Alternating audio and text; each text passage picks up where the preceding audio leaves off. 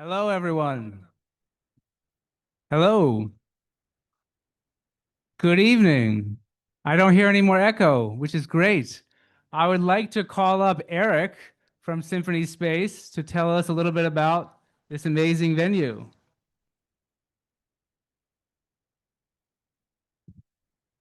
Thank you, Alex. Hello, my name is Eric Poindexter, and welcome to Symphony Space. Hello, Ethel. Nice to see you.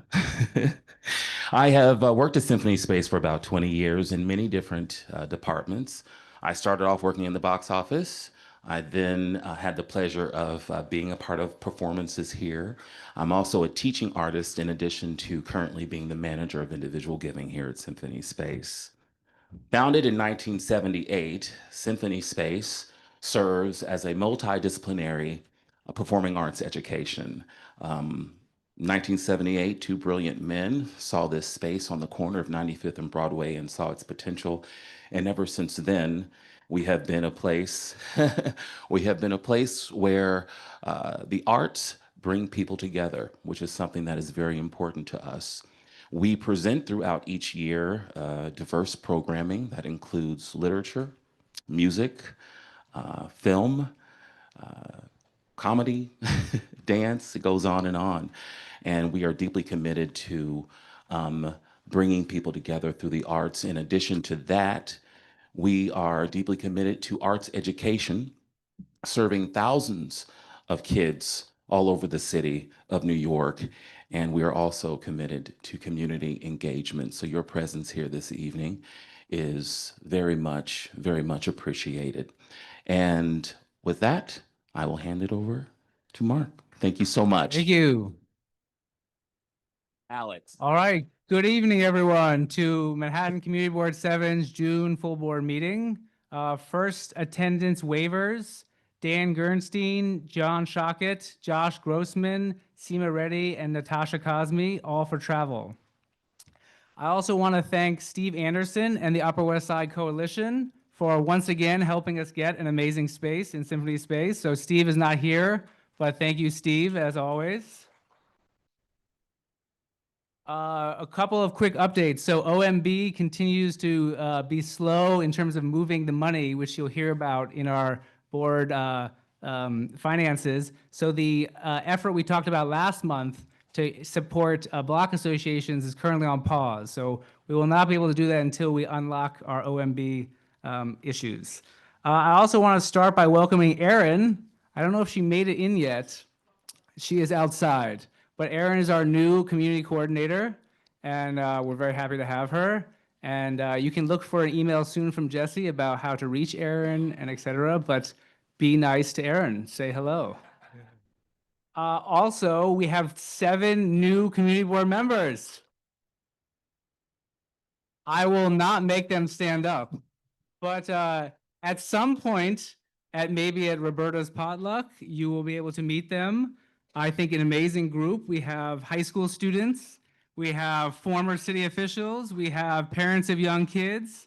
So it's a great mix, and I'm really happy to have all of you join us. A couple last items. You saw our tabling photo from Broadway this month. We're going to send out a bunch of more emails about tabling. So if you want to join us, please join us, table, and speak to the community about what CB7 could be doing differently. Also, we have a great blog post up, which is about constituent services. Someone emailed in to say, why was the tree in front of my building cut down? And we answered the question.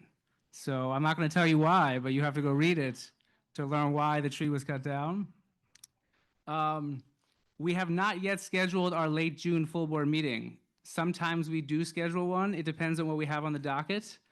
We may schedule one. So Jessie and I will be discussing that, and we may be scheduling that. Yes, lastly, on to our current discussion item of tonight, which is drawing the most interest, the 72nd Street redesign. I just want to say I'm very proud of how the board has handled this. We had an initial resolution about this. We had committee meetings about this. We pushed this meeting 1 month in order to give more opportunity to meet with elected officials, business owners, others on the street. So I think it's definitely a difficult issue. We'll hear a lot of passion tonight, but I'm happy with how we did as a board, and I want to encourage everyone in the room to remain excited, passionate, but respectful, so that we can, learn from our neighbors and speak with our neighbors kindly. And that's it. I think, Jessie, for the district manager report. Can you hear me? Okay. Yes. So far, he just shared that we have Erin. We started onboarding her on May 26th. We're working through the process. Hopefully midweek, I'll send you her information so you guys could reach out and say hello. We've been working through some of the systems, like some of the portals she doesn't completely have access to. So once that's up and running, we will reach out. And we also have Ari Berman. She's sitting in the back. She's a high school volunteer, and she basically began helping us today when she found out we have this special meeting going on. So I would like to thank her for coming on. And as Alex mentioned, we're closing out the fiscal year. We're trying to move some mods. We did get a response kind of late as to how we're supposed to move forward. So we're going to be working with that tomorrow morning with Will. He's going to be assisting me on how to make sure that goes through. I have also begun budget consultation coordination with other district managers in Manhattan, where we're going to answer some response on behalf of community boards. Also, the last thing, summer planning. As we move into the summer months, committees are encouraged to review their calendars, flag any scheduling conflict, and begin preparing for full priorities. So I just want to make sure, it's on everyone's radar. And overall, I would like to thank the executive committee for their great work in organizing tonight's meeting. Thank you. Great. We're going to go to Nandita, but I forgot to announce the roll call is open. So vote yes to say that you're here and raise your hand if you have any issues. There is a Wi-Fi. You can join it without the credential, or the internet, it seems pretty good. But again, raise your hand if you're having issues, and yes for roll call. And Nandita. Hi, yes, I was about to say the exact same thing. Roll call is open. So thank you all for joining tonight. On the tech side, I have a couple of updates. One, we're still working on upgrading our Slack as our formal method of communication for all board members. Jessie and I are still working on that. New board members, welcome. You look out for some emails in the future about onboarding and trainings to kind of get more familiarized with board member policies. We are working with our contractor to add like a member resources portal that everyone can log into to kind of see their own attendance and see trainings and advice and stuff from contributions from other board members, kind of get more familiarized with our policies and our procedures and how we do things here. On the communications side, I just want to say thank you all for coming tonight. It is so exciting to have so many people in the room. I want to thank Symphony Space as well, as others have, for hosting us as well. It's a lot of people have a lot to say, and so we are going to be limiting people to 1 minute. But I just want to say, for those of you who have come in person and had more to say, we do have an online way to submit testimony, both verbal and written, and that we can include that when we send our materials out. So I just want to say thanks everyone again for coming. We wish we could spend hours here listening to everyone talk, but of course, there's other constraints there. But thank you all again, and those are tech updates. Great. I will share my screen. And whoops, sharing the wrong slide. Here you go, Kevin. Thank you, Alex, and good evening, everyone.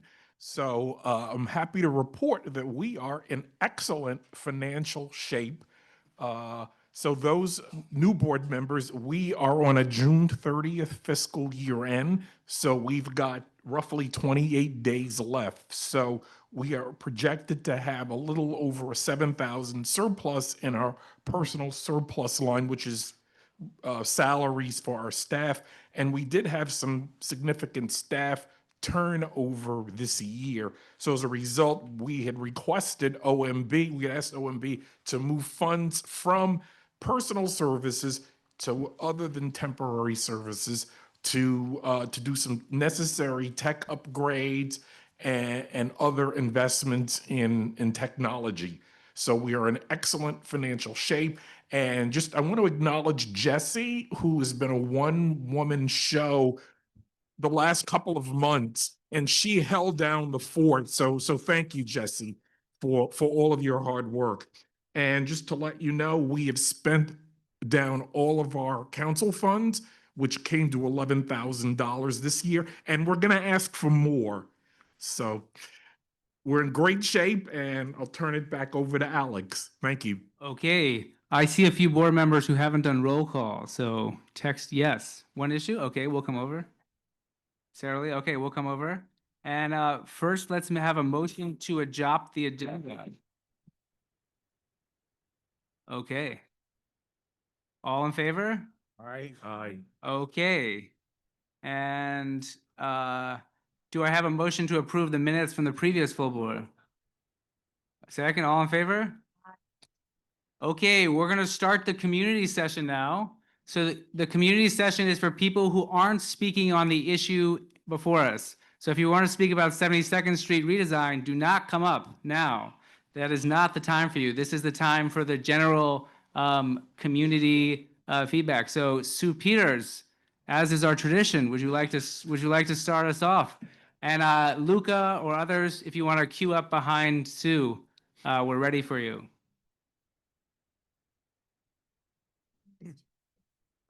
Two. No, this is just the community session. Yeah. 2 minutes. Yeah. Thank you. Can someone give me a warning, like 15-second warning? Yeah, we can give you. Thank you. We'll give everyone a 30-second warning and a 10-second warning. Okay. Hi, I'm Sue Peters. I live in the neighborhood and I come here every month to try to give some information how to protect yourself from radio frequency radiation. And I'll just tell you, a very good source online is Environmental Health Trust, ehtrust.com. All cell phones and wireless devices have fine print warnings hidden deep in manuals advising the device not be in contact with the body. You are not warned by the educational system, the media system, the government. It's hidden in your manual. Doctors' recommendations about using cell phones and wireless devices. 1, protect your body. Do not carry cell phones in your pockets or bra. No laptops or tablets on your lap. Protect your brain. Prefer a landline phone. Hold the cell phone away from the head and body by using your speakerphone. Reduce wireless. Turn off Wi-Fi and use cords to connect routers, phones, computers, and other devices. 30 seconds. Thank you. Do not sleep with your cell phone. Cell phones and Wi-Fi devices are radiating even when not in use. Power off all devices at night and keep them out of the bedroom. Please, this information is not given to the public, just like 10 cigarettes seconds. decades ago, etc., DDT, etc. Research it yourself. Environmental Health Trust. And that's Thank you. time. Thank you. Thank you.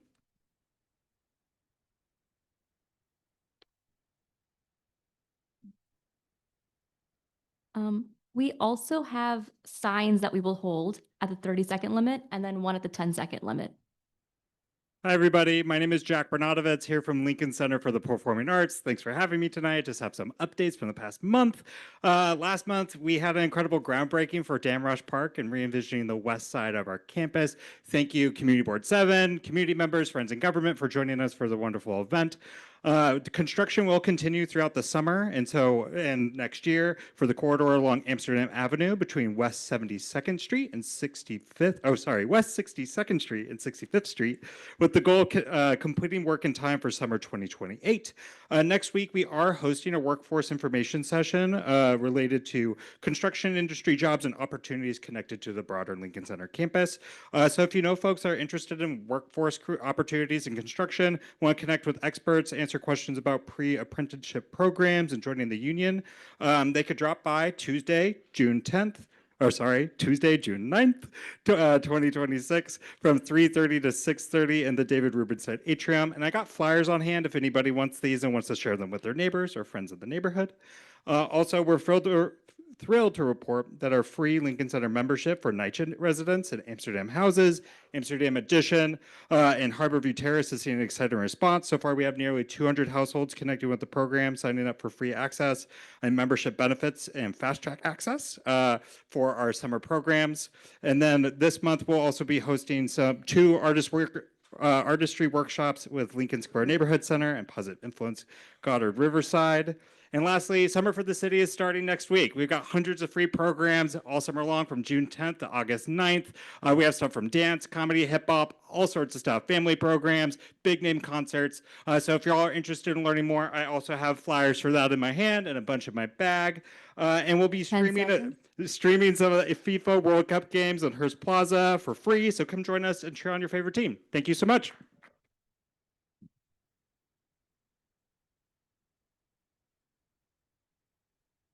Hello, good evening, everyone. My name is Luca Zubieta. I'm here from District 7 Councilmember Sean Abreu's office.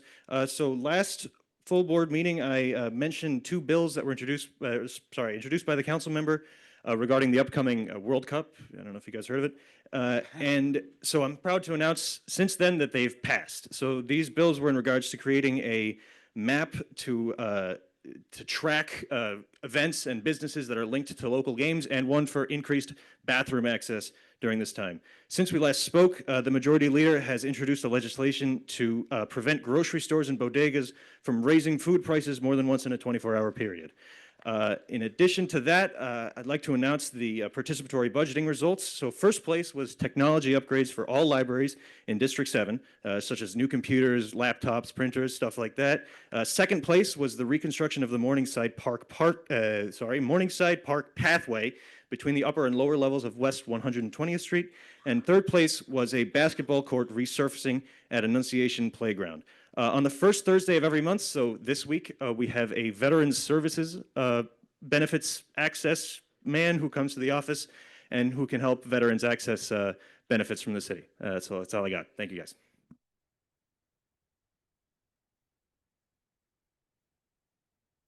Hi, everyone. My name is Sawaiba Shabazz. I'm from Manhattan Borough President's Office. First of all, congratulations and welcome to all the new board members. We are very, very excited to have you on the board.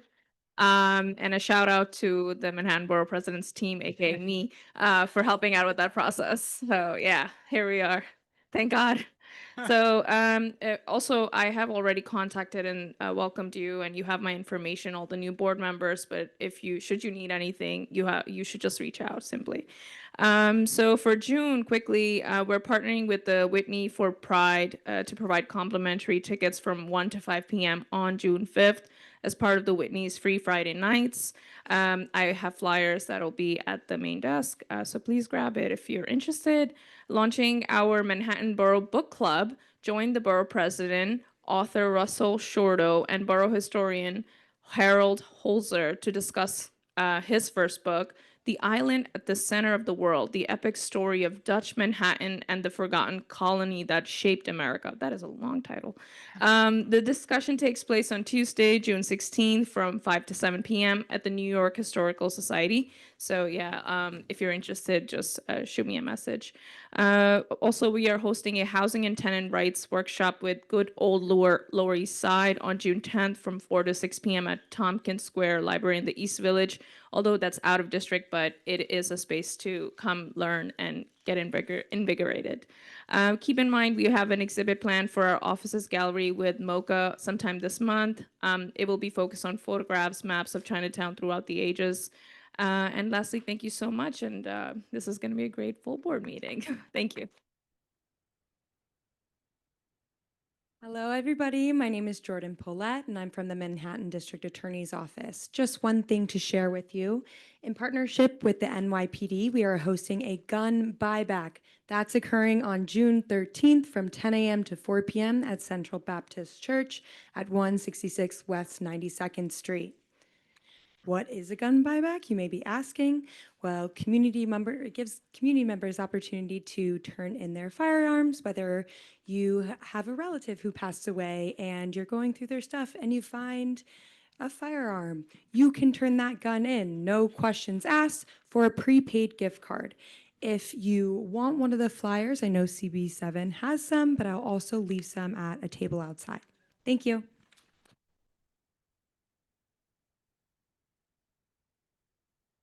Hello, CB7. I'm Grace. I'm from Assemblymember Micah Lasher's office. I know we've got a lot to get through, so I'll be quick. We have a budget in Albany. Hooray!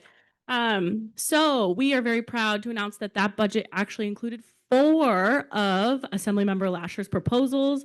One to protect our immigrant communities by prohibiting ICE from operating within 1,000 feet of sensitive locations like hospitals and schools and nursing homes, etc. Also to protect our immigrant neighbors, a proposal to give New Yorkers the ability to sue federal agents, including ICE agents, when they violate constitutional rights.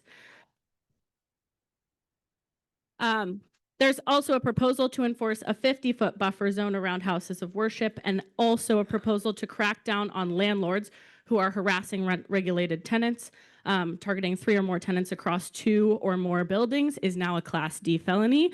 And shout out to DA Bragg, who we worked closely with on that one. Great.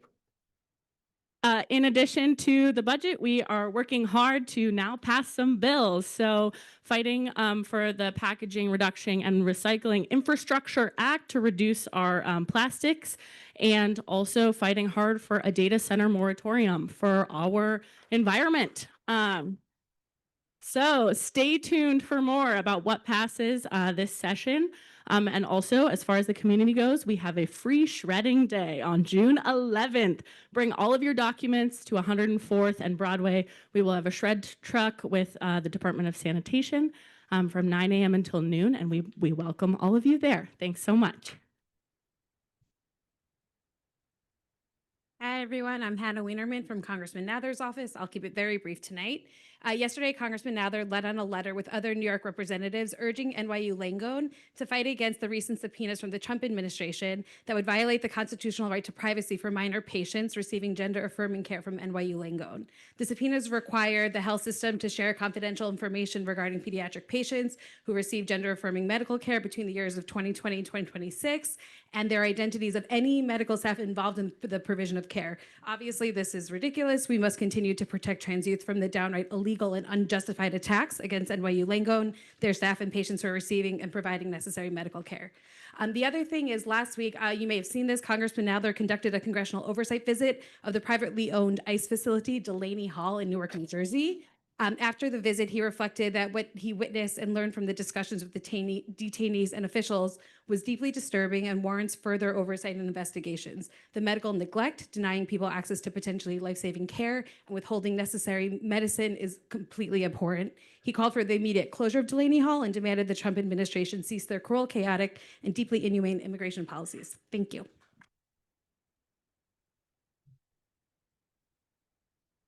Hey everybody, I'm Q from Senator Eric Botcher's office. First off, happy Pride. I guess it's the second day, but we can still celebrate it. A couple of announcements from our side. The first one isn't in CB7. I'm so sorry, but it's something we're excited about anyway. The Rialto, a building that when the senator was in council, helped sort of spearhead, is now open for affordable housing lotteries, which is thrilling to see because we need more of it. And while that's not a district, I'm excited for everything that will be.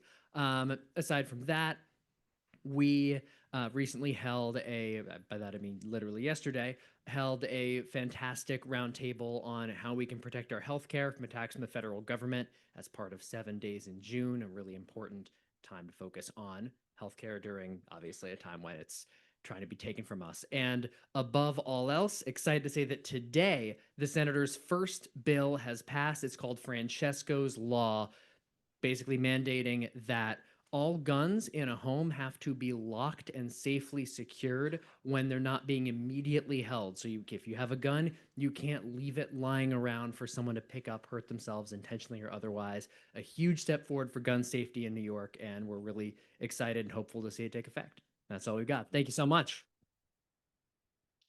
We'll go online to Erica. Hi, everyone. Erica Overton from Assemblymember Linda Rosenthal's office. I am online. I am with my son. But she is in Albany. She is passing as many of her bills as she possibly can right now. She just passed one on the floor of the assembly that would require all private colleges and universities to provide free menstrual products. She was the original sponsor of Axe the Tax on tampons. She also passed legislation last year banning PFAS and other heavy toxins from being used in the manufacture of period products. Also proud, last week the assembly member passed her bill banning the manufacture of 3D guns in New York. The bill would also make it a crime to sell or disseminate blueprints to print 3D guns and auto sears. And as chair of the Assembly Committee on Housing, she pushed for a measure that was successfully included in the budget last week that would raise SCREE, DREE, D, and SHE homeowner benefits income limits from 50,000 to 75,000.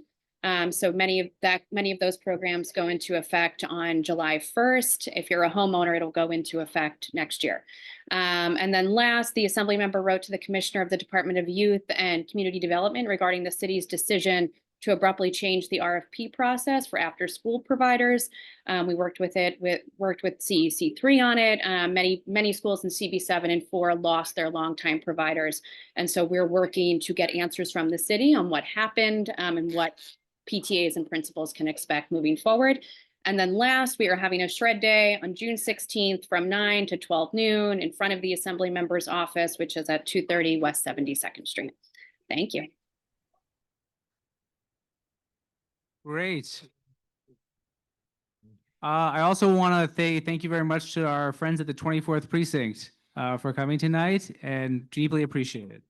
Okay, I believe we are done with the community session and we're now going to move to the business. And the first item on the agenda is the 72nd Street redesign. And so Ken Coughlin, and I will start sharing the screen, right, Ken? Ken, real quick, for timekeeping purposes, we have you as 5 minutes for the presentation, and we'll give you the 30-second warning as well. We'll give him, that's the guideline. So we hope you stick to the guideline. I will do my best. So we're starting with the non-controversial ones first. This is good. Can you make that bigger? Yeah, I should. You go to the up on the right where it says upper right. There you go. Got it. Thank you. Okay, this is just a timeline of how we got to where we are today. Back in September of 2020, the community board overwhelmingly passed a resolution calling for a protected two-way bike lane on 72nd Street connecting the two parks, and also asked for improved safety for pedestrians and more loading zones. And over the ensuing 6 years, DOT did community outreach, conducted studies of the street, and created a design. And then they came to us in April of this year to the Transportation Committee and presented their design. We had a 2-hour meeting, heard from scores of members of the community and board members asking questions, making comments, and then the committee voted overwhelmingly to approve it and support the design. The vote was 7-1. Keep going, Ken. Please come. The next slide. This is the canvas that DOT is working with. Rampant double parking. Okay. Delivery vehicles. Okay. Sorry, can we keep all background noise to a minimum? Thank you very much, guys. As I was saying, rampant double parking, no place for cyclists, very little curbside access due to the curbside regulations. And DOT told us its aim was to better organize the street, applying lessons they've learned all over the city. And another goal, next slide, is to improve safety. This slide tells us that West 72nd Street is in the top 10% of dangerous streets in Manhattan, and that there were 40 pedestrian injuries and 1 death in the last 5 years on the street. And in addition, 31 cyclists were injured also. Next slide. This is a pedestrian safety slide from DOT. They told us that seniors are the most likely beneficiaries of a protected bike lane, and that's because that is because 90% of the injuries to pedestrians happen at intersections, and protected bike lanes create a lot more safety for pedestrians at intersections by shortening crossing distances and slowing turns of drivers. And the data backs us up. Wherever there are protected bike lanes, deaths and serious injuries to seniors are reduced 39%, and to non-seniors 22%. Let's see. Next slide. And this is a heat map that DOT showed us of the double parking on 72nd. The worst is between Columbus and Amsterdam, followed by Amsterdam and West End Avenue, and then between West End Avenue and Riverside Drive. It's pretty intense. Okay, next slide. This is the basic idea of the redesign. The current configuration is at the top, and down below that is the proposed. Basically calls for a two-way parking protected bike lane on the north side of 72nd Street between Central Park West and Riverside Boulevard. It would remove 1 travel lane in each direction. It would preserve a center lane median for left turns at the intersections and for maneuverability if the lane is blocked. DOT's traffic engineers believe this design will handle existing volumes of traffic. Next slide. There will also, as part of the design, be different bus configurations. The buses are going to load and unload in lane, rather than having to pull over to the curb and pull back into traffic. And there will be elevated bus platforms for where passengers can wait, and they will be at the level of the entrance to the bus. So this will speed the movement of the buses. And the next slide. This is an overhead look of the a bus stop, which is at the top left. And it also, you can see the shortened passenger crossings, and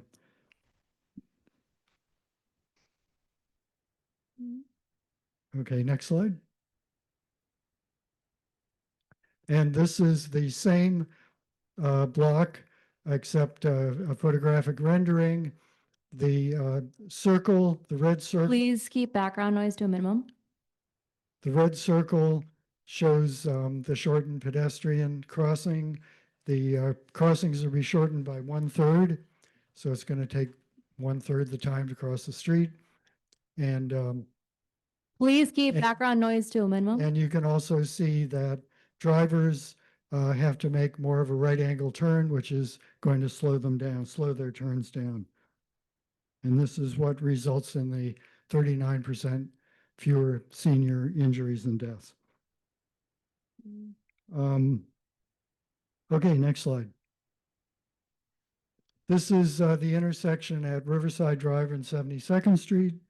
Moving from the upper right counterclockwise, one of the Other pedestrian improvements that are going to be made is that left turns for eastbound traffic on 72nd Street, making a left on West End Avenue, those are now going to be banned so that there will be no conflicts for crossing cyclists or pedestrians. Next to that, the size of the pedestrian space, which is currently there, is going to be reduced very slightly to make room for the bike lane. Next to that, cyclist access to the park will be maintained while offering 68th Street as an alternative. Next to that, to the left, top left, between 6 and 8 parking spaces will be added to provide protection for cyclists in the bike lane right at the end of 72nd Street. And then below that, a painted pedestrian space will be added on the south side of the street, south side of the intersection for added pedestrian safety. Next slide. You're at 6 minutes, so a little faster. This is Riverside Boulevard. The street is narrower there, 45 feet as opposed to 60 feet on 72nd Street. So it's going to require the removal of parking on the east side. 27 spaces are going to be removed. Next slide. And another consequence of putting in the bike lane in the redesign is that the bus stop that's currently at 69th Street is going to have to be moved to the south side of West 70th Street. And it will not be an elevated bus platform there. But it has the added benefit of being a controlled intersection. So pedestrians have the benefit of a stop sign, which they don't have at 69th Street if they're crossing there. Next slide. DOT participated in several community meetings and walkthroughs where they heard business owners and building residents' concerns that there was not enough space for loading and unloading.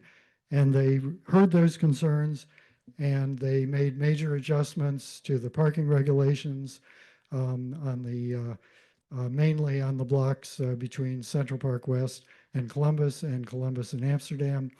And so a lot of alternate side parking is converted to short-term metered parking converted to truck loading zones and commercial loading zones.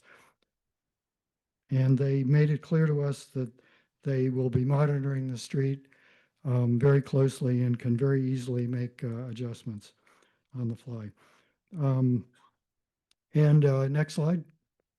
There's already a street in Manhattan that has this redesign. It's Dyckman Street up in Inwood. It's a commercial street. It's been in place since 2018. In that time, in 8 years, there has not been a single cyclist on pedestrian injured by a cyclist. This is the Please keep background noise to a minimum. if you could go back 1 second, yeah, this is the elevated bus island. And the next slide is also the elevated bus island. And then the next slide shows one of the pedestrian refuges and a child safely making it across the street. Please keep all background noise to a minimum. Next slide. Next slide. And these are the some of the frequently asked questions. Should I go through these or? Yeah, you want to quickly read them? Okay. Okay. Will there be increased enforcement? Yes. And the DOT believes the new design will discourage double parking. Will there be increased safety for pedestrians at crossings? I think I've already talked about that. You missed the outside the Islamic Center near Riverside is a site of lots of double parking. Will there be increased enforcement? Yes, there will be. And treatments to discourage. And double parking? treatments, yes. And perhaps changes in parking regulations. I can also help read it out if you want. Why can't the bike lane be in the middle of the street? And the answer we received that this would be difficult to have lanes cross traffic to enter and exit the middle lane, and signal phases would have to be added at intersections that cannot be currently accommodated. Why can't it be one lane on either side instead of bidirectional? This would reduce the width of the street because of the buffer zone required for safety, which would reduce the amount of parking allowed. Are the bus islands raised? Yes. Why can't the bike lanes be put on less traffic side streets? The traffic, bike and car will naturally go to 72nd Street. DOT puts the treatments on the natural place the traffic will go, and putting on a parallel street would require removal of parking on one side of that street, park to park. That's the full question. Okay, next slide. And this is the resolution that passed the Transportation Committee 7-1. Okay. I think 7-1, I think. we'll now go to the community, and the way that we will do this is the following. We received 80 in favor, people who wanted to speak, and 60 in opposition. However, because of the limited of this venue, we're not sure if everyone who signed up made it in. In fact, they definitely didn't, because the size of the venue doesn't accommodate that. So here's what we're going to do first. We're going to prioritize in person, and we're going to have a line on the right here, which is in opposition to the plan. And we're going to have a line here, which is in support of the plan. You don't have to rush. You don't have to rush. You can slowly wake your way up to speak. Okay. This side is opposition. Well, we already have, we'll switch it for you. This side is opposition and this side is in support, and we'll have people. Yeah. She says she can't come over there. It's okay. This side is opposition. This side is in design, in approved. Right now, we already have a line queuing, so you can sit down for a little while and let people queue up. When you speak, you will announce your name so that we can check you off online. And again, our timekeepers will be keeping you to a strict 1 minute, and then you will lose access to the microphone. So you want to keep it to 1 minute very succinctly. Is that clear? Great. And while this is opposition right here, and this is in support. But we're making one exception Opposition, for you. support. Opposition, support.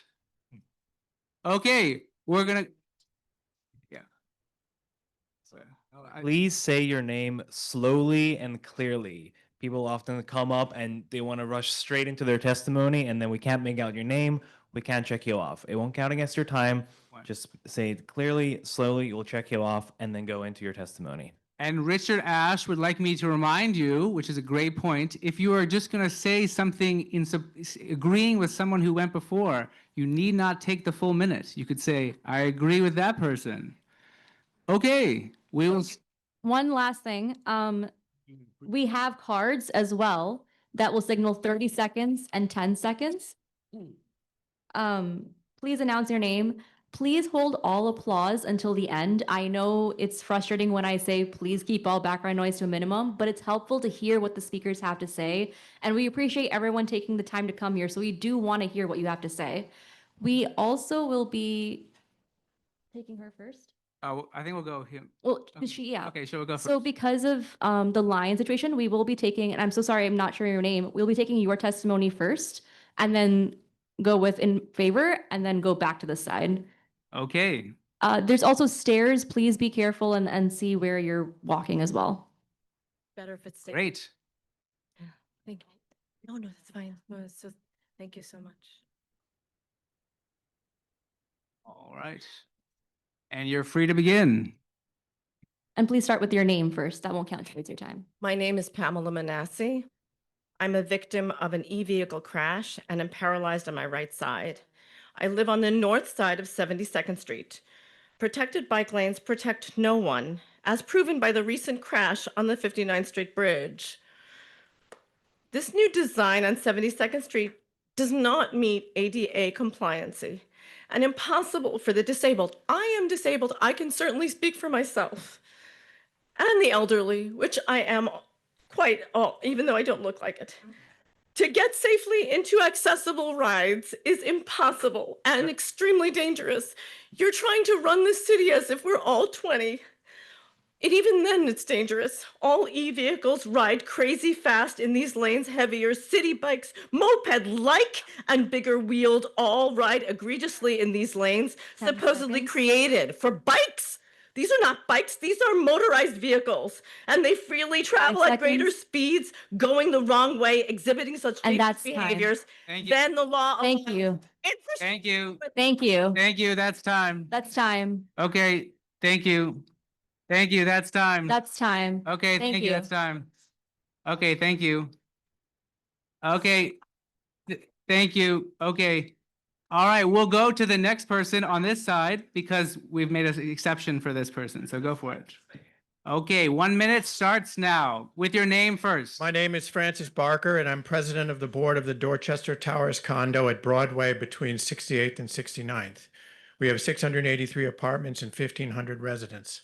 I support the DOT redesign of West 72nd Street and appreciate the hard work of CB7 and DOT. The redesign of West 72nd Street has many merits, all supported by prior street redesigns in the city. It's a major New York City investment in our neighborhood. It is good for safety of pedestrians, cyclists, drivers, bus riders, delivery people, and merchants. 30 seconds. It is good for business as local merchants welcome additional foot and bike traffic from Central Park and Riverside Park. It is good for property values, both commercial and residential, as it recovers public space to create a valuable shared amenity. It is good for enforcement. Clear turning lanes, bus boarding, and delivery parking all 10 facilitate seconds. tough measures to prevent two-wheeled and automobile traffic violations. Thank you. Thank you. We'll go to this gentleman here. Yeah, hello. My name is Christopher Leon Johnson. I'm totally opposed to this plan. I'm gonna say why, because this is not done by the community. This is done by Transportation Alternatives, Riders Alliance, the fake deliveristas, Los Nistos, and that fake journalist to your right, Sophie Leibowitz of Streets Blog NYC, a fake blog. Streets Blog is a fake blog. Let's keep this real. That this does nothing to help the community. All it does is line the pockets of the nonprofits that's for this plan. This hurts the community more than it helps. This divides the community more than it helps. Where are the deliveristas when about this Queensboro project? 30 seconds. And let's keep it real that this is going to be another Queensboro Bridge incident in the future when this happens. And the blame is going to be Sophie Leibowitz of Streets Blog, Trans Open Plans, and the fake deliveristas and Riders Line. So I'm opposed to this plan. This plan need to die. This is a disaster. This is a bad idea. This only benefit these fake organizations that's going to speak in favor of this project. You can't say that. We'll go to the next person. Real quick, we can't use swears. Okay. Thank you. Thank you. We'll go to the next person. 1 minute. Thank you. All right. My name is Cabe Franklin. Make sure to speak loud. All right. My name is Cabe Franklin. I've lived on West 73rd for a few years. I've lived in New York for 52 years. Next week, 53 years. I don't own a bike. I love to drive every chance I get. The thing I'll focus on is I've lived in a city before where bike lanes came in, and that informs my thinking about what I expect would happen here. The three things I would say in favor of the proposal are, first, I feel like this right sizes the amount of traffic lanes on 72nd to how it's actually used today. It is never 4 lanes full. The second thing I would say is for this to be safe, bike speeds have to come 30 down. seconds. I believe bike speeds will come down.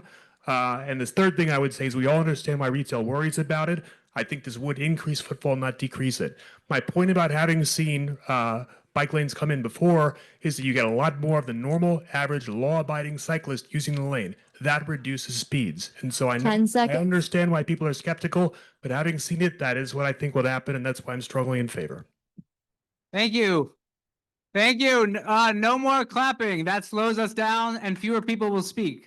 So go to the next person right there. 1 minute. Hi, my name is Jerry Holtz. I live on West 72nd Street, and I'm an avid cyclist. I applaud the idea of making cycling safer for people, but I think this plan is very ill-conceived.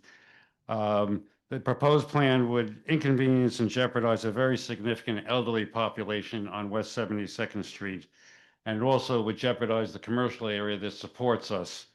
A much better plan, despite what was up here before, would be to reroute these bike lanes on 2 separate crosstown streets, West 72nd Street and 71st Street. 7,500 people live on West 72nd Street. The most that live on one of these other streets is around 2,500 people, and there are no commercial enterprises on these other streets. Also, 2 separate bike lanes is much safer 10 than having them seconds. right next to each other. And what I would encourage is that we go back to the drawing board and get more input from the community. And that's time. Thank you. Thank you very much. We'll go to the next person here. 1 minute. No clapping. Hi, I'm Hindi Schachter, and I represent 2 constituencies that must be part of this debate.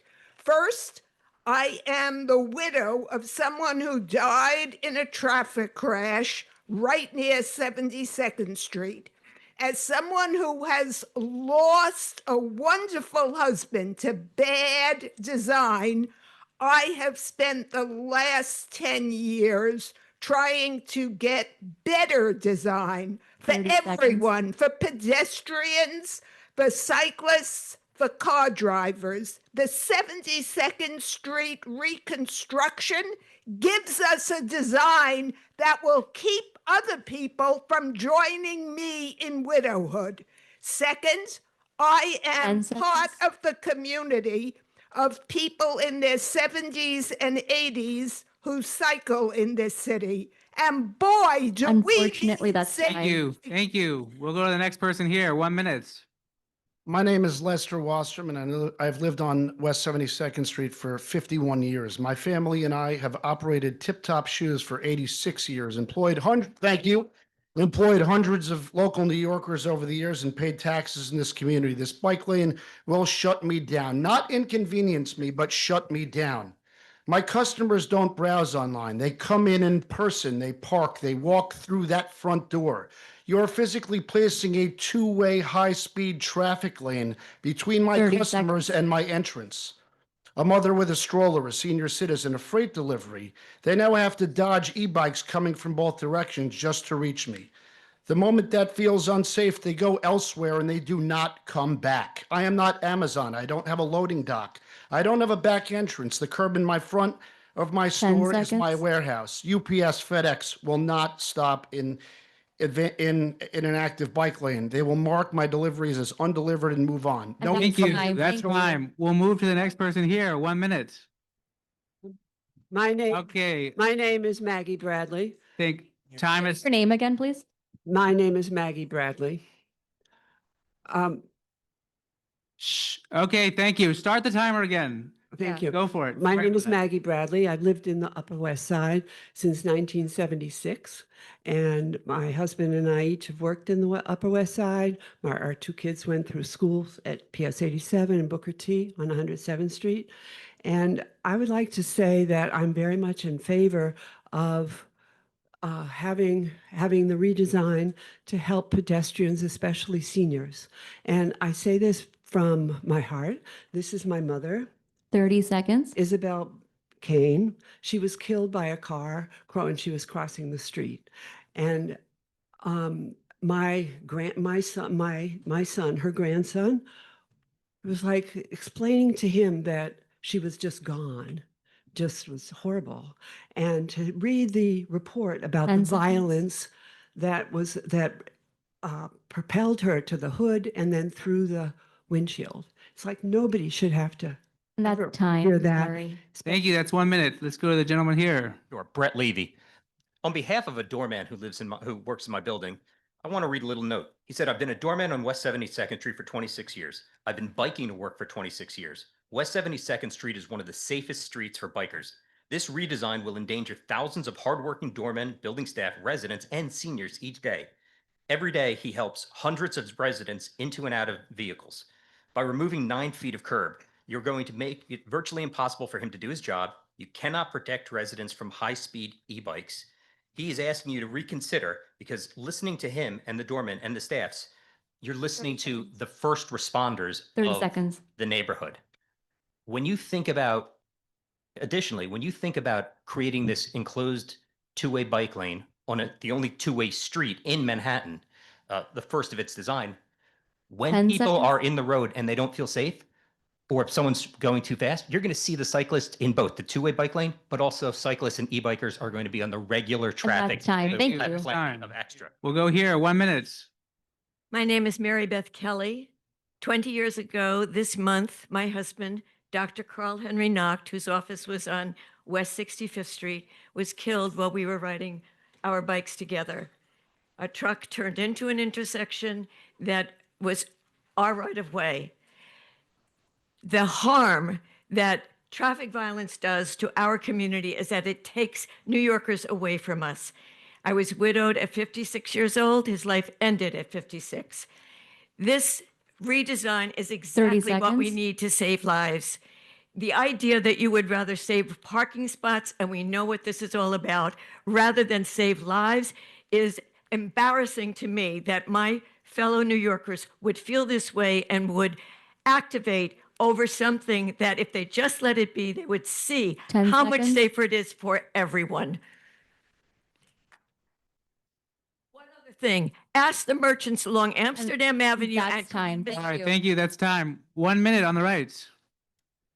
Hi, my name is Steven. I'm a cyclist, a parent, a West 72nd Street resident, and I'm here representing Mayfair Towers. I want to be clear, we support bike lanes and safer streets.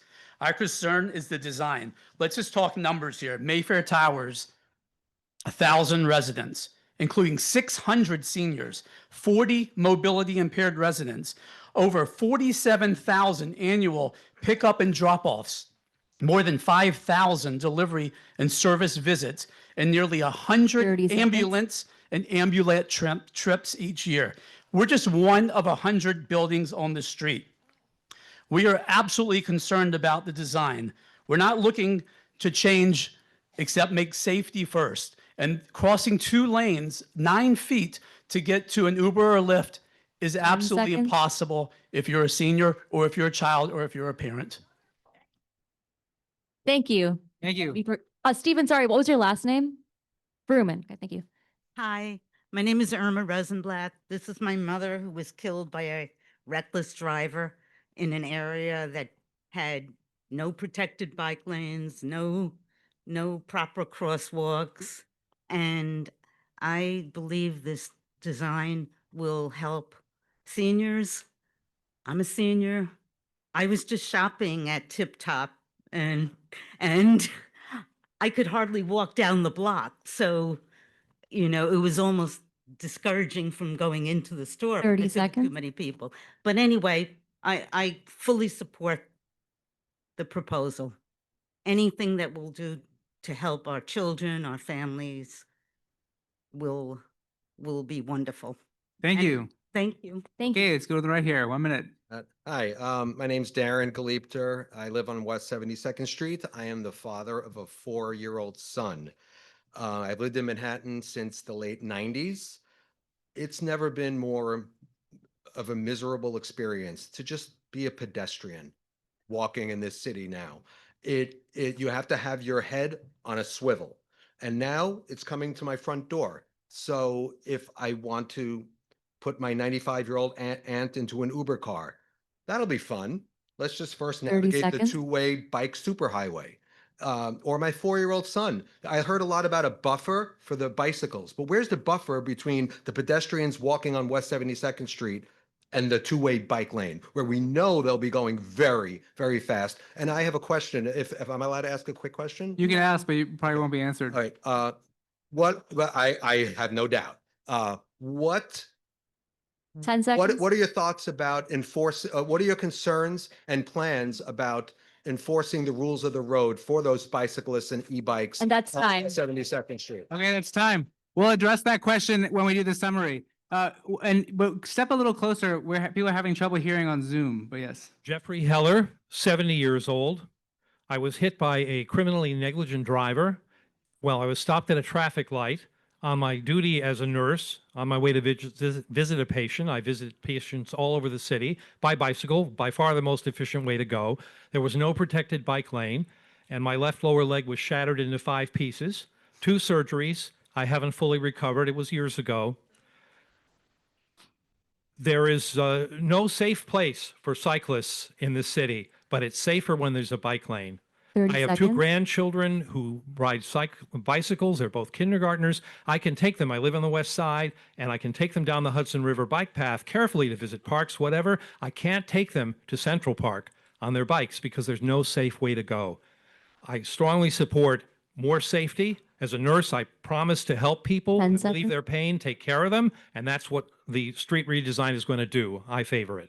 Thank you. 1 minute and step a little closer. Thank you. Hi, my name is Mei Yi, and I'm a resident of 220 Riverside Boulevard, home to more than 450 families, over 1,000 residents, including children, seniors, people with mobility challenges. I'm here to oppose relocating the M72 bus stop to the only entrance of our building. There is no meaningful public benefit. Cyclists already can access Riverside Park directly at West 72nd Street and Riverside Drive. This proposal solves no real problems while creating significant burdens for hundreds of families. A bus stop directly in front of our 30 entrance seconds. would obstruct essential services, emergency vehicles. This also creates crowding, congestion, pollution, emissions. At minimum, there should be a complete study redone, which includes our impact for our building. There's no public benefit. Please keep up the and applause to the end. imposing unnecessary burdens on more than 415 seconds. families. We just want to come in and out of our homes safely. We urge you to reject this proposal. Thank That's you. time. Thank you. 1 minute. Step closer. My name is Sproul Love. I'm a parent. I'm in favor of this bike lane because when I was raising my kids and teaching them to ride bikes, there was no safe place to do that.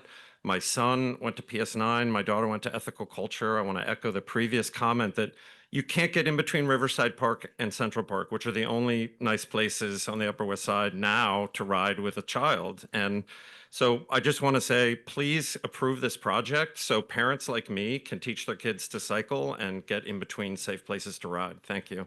Thank you.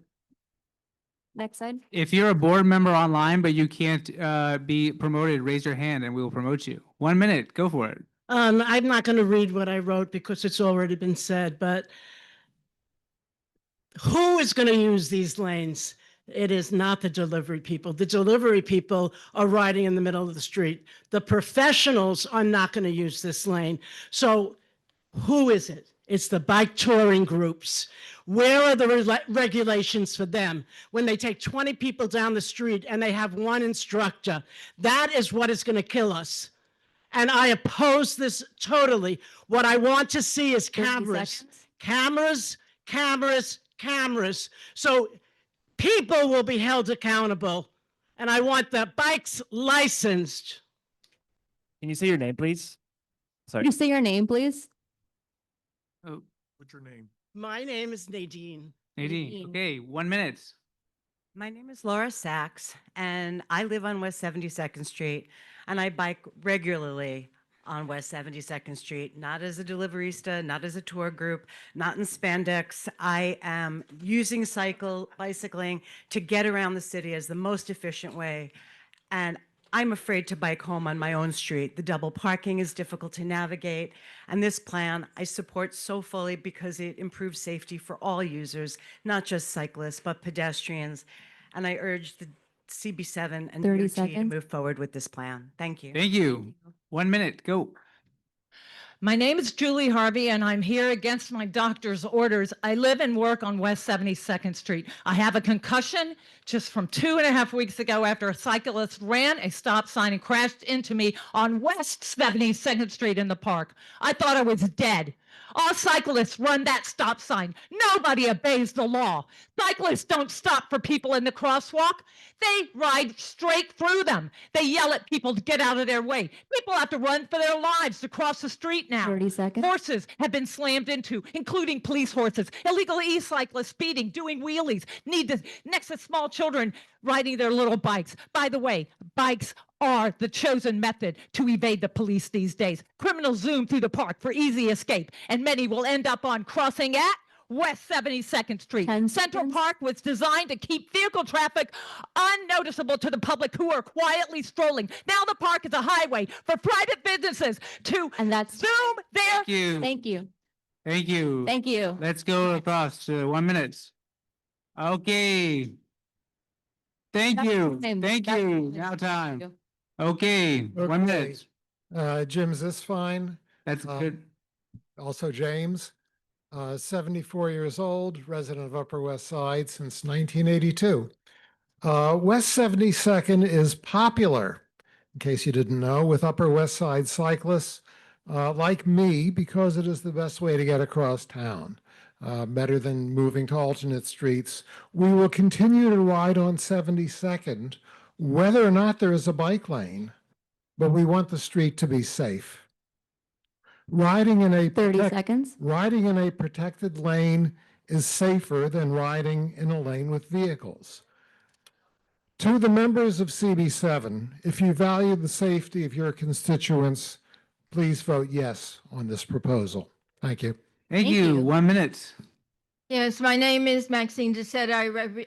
Representing the 600 petitioners who oppose the Park to Park 103 redesign of West 103rd. That project narrowed an already narrow street to 9.5 feet, creating obstacles for emergency vehicles. Since then, there have been 2 fires between Broadway and West End Avenue, including one that claimed the life of an 83-year-old woman. Residents in FTY Battalion 11 repeatedly raised concerns, but CB7 ignored them. Now DOT is proposing the same mistake on West 72nd Street. Narrowing the roadway to 1 vehicle lane in each direction will not only impede emergency response vehicles, but force residents, seniors, and people with disabilities to cross the 2 lanes increasingly used by speeding, unlicensed e-bike traveling bikes in both 5 directions. seconds. Residents, DOT and CB7 And should that's listen time. to the Thank you, Maxine. business. Thank you, Maxine. Thank you, Maxine. Okay, let's go to 1 minute. Thank you, Maxine. Let's go 1 minute. Yes, good evening. My name is Dr. Rosamund Giannoutsos. I am also an octogenarian, actually, 81, but I'm a doctor who does house calls and some in this neighborhood. And I treat people, I'm a neuropsychologist who have been injured by severe injuries caused by often traffic violence. You don't want to see this happening. We have to do everything we can to prevent it. I have a tremendous amount of respect for the DOT. I've seen their designs 30 seconds. throughout the city and how this has rationalized and organized, and they are responsive. All the points that people are making were responded to in that slide with all the questions and answers. And we need to do this. Please vote yes. 10 seconds. Thank you. Thank you. Next person.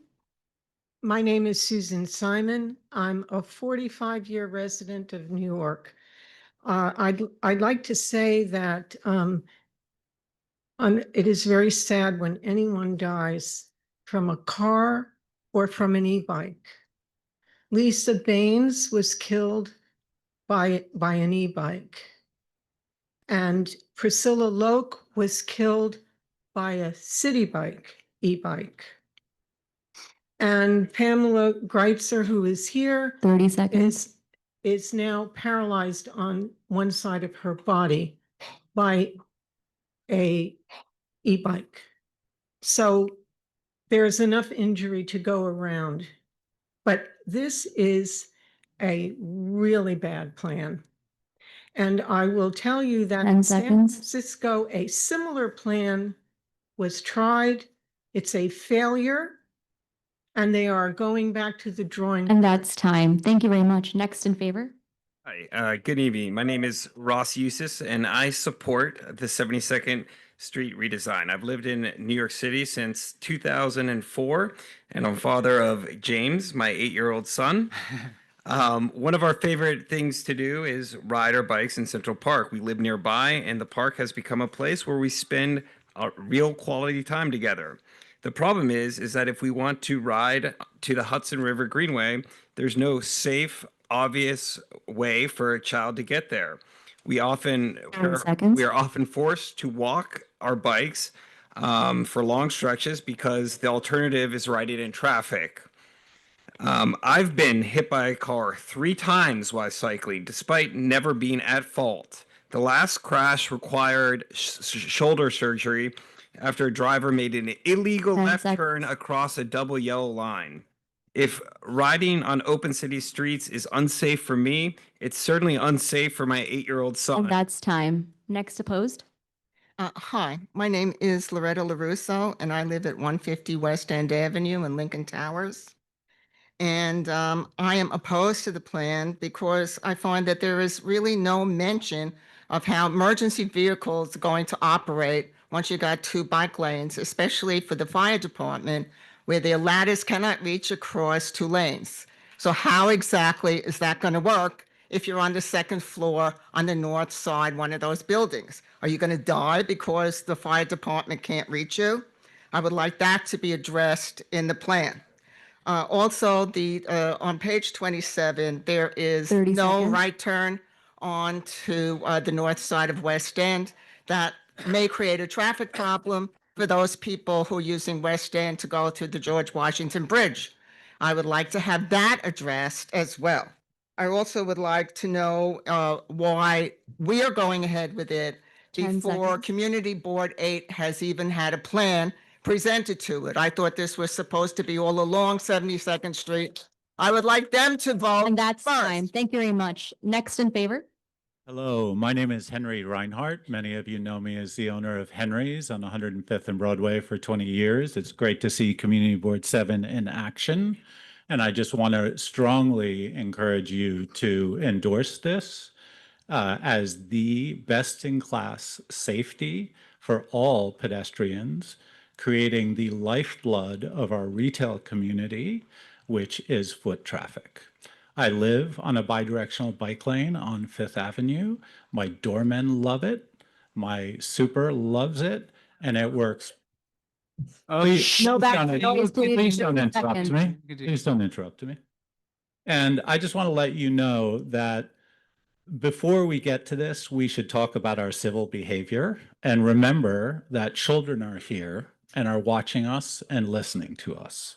Talking over, failing to listen, ignoring 10 seconds. expertise, and swearing are not suitable for our community. And this is an incredible And that's opportunity for our. Thank you. Thank you. Next opposed? Okay. Steve Harris, 73rd and Broadway in Ansonia. Sorry, can you say your name again, please? Steve Harris, Thank you. 73rd and Broadway.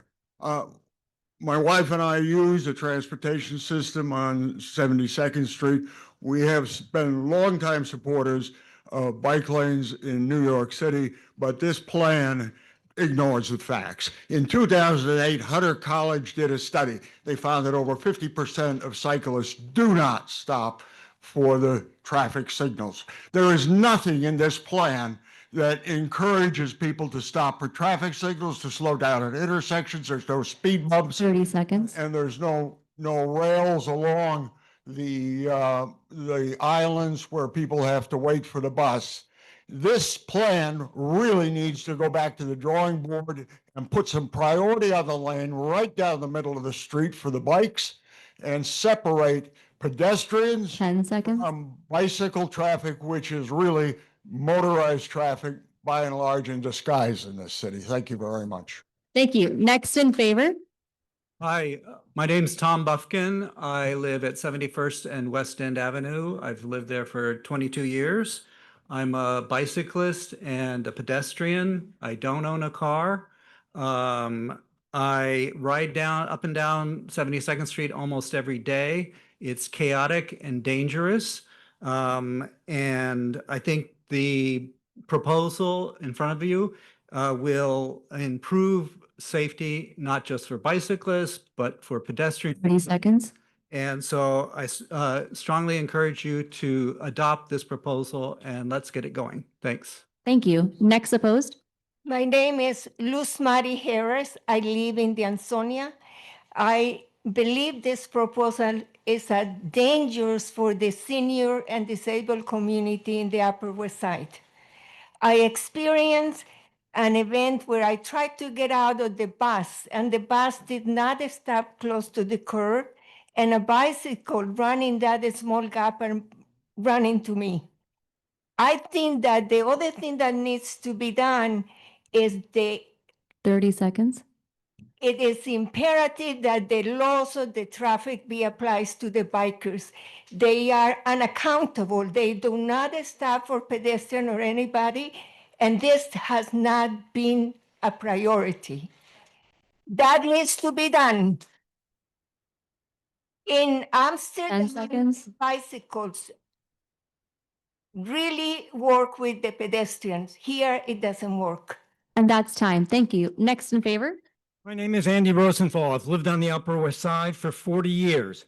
I am clearly a senior. I walk, bike, and drive in the district. I use 72nd Street nearly every day.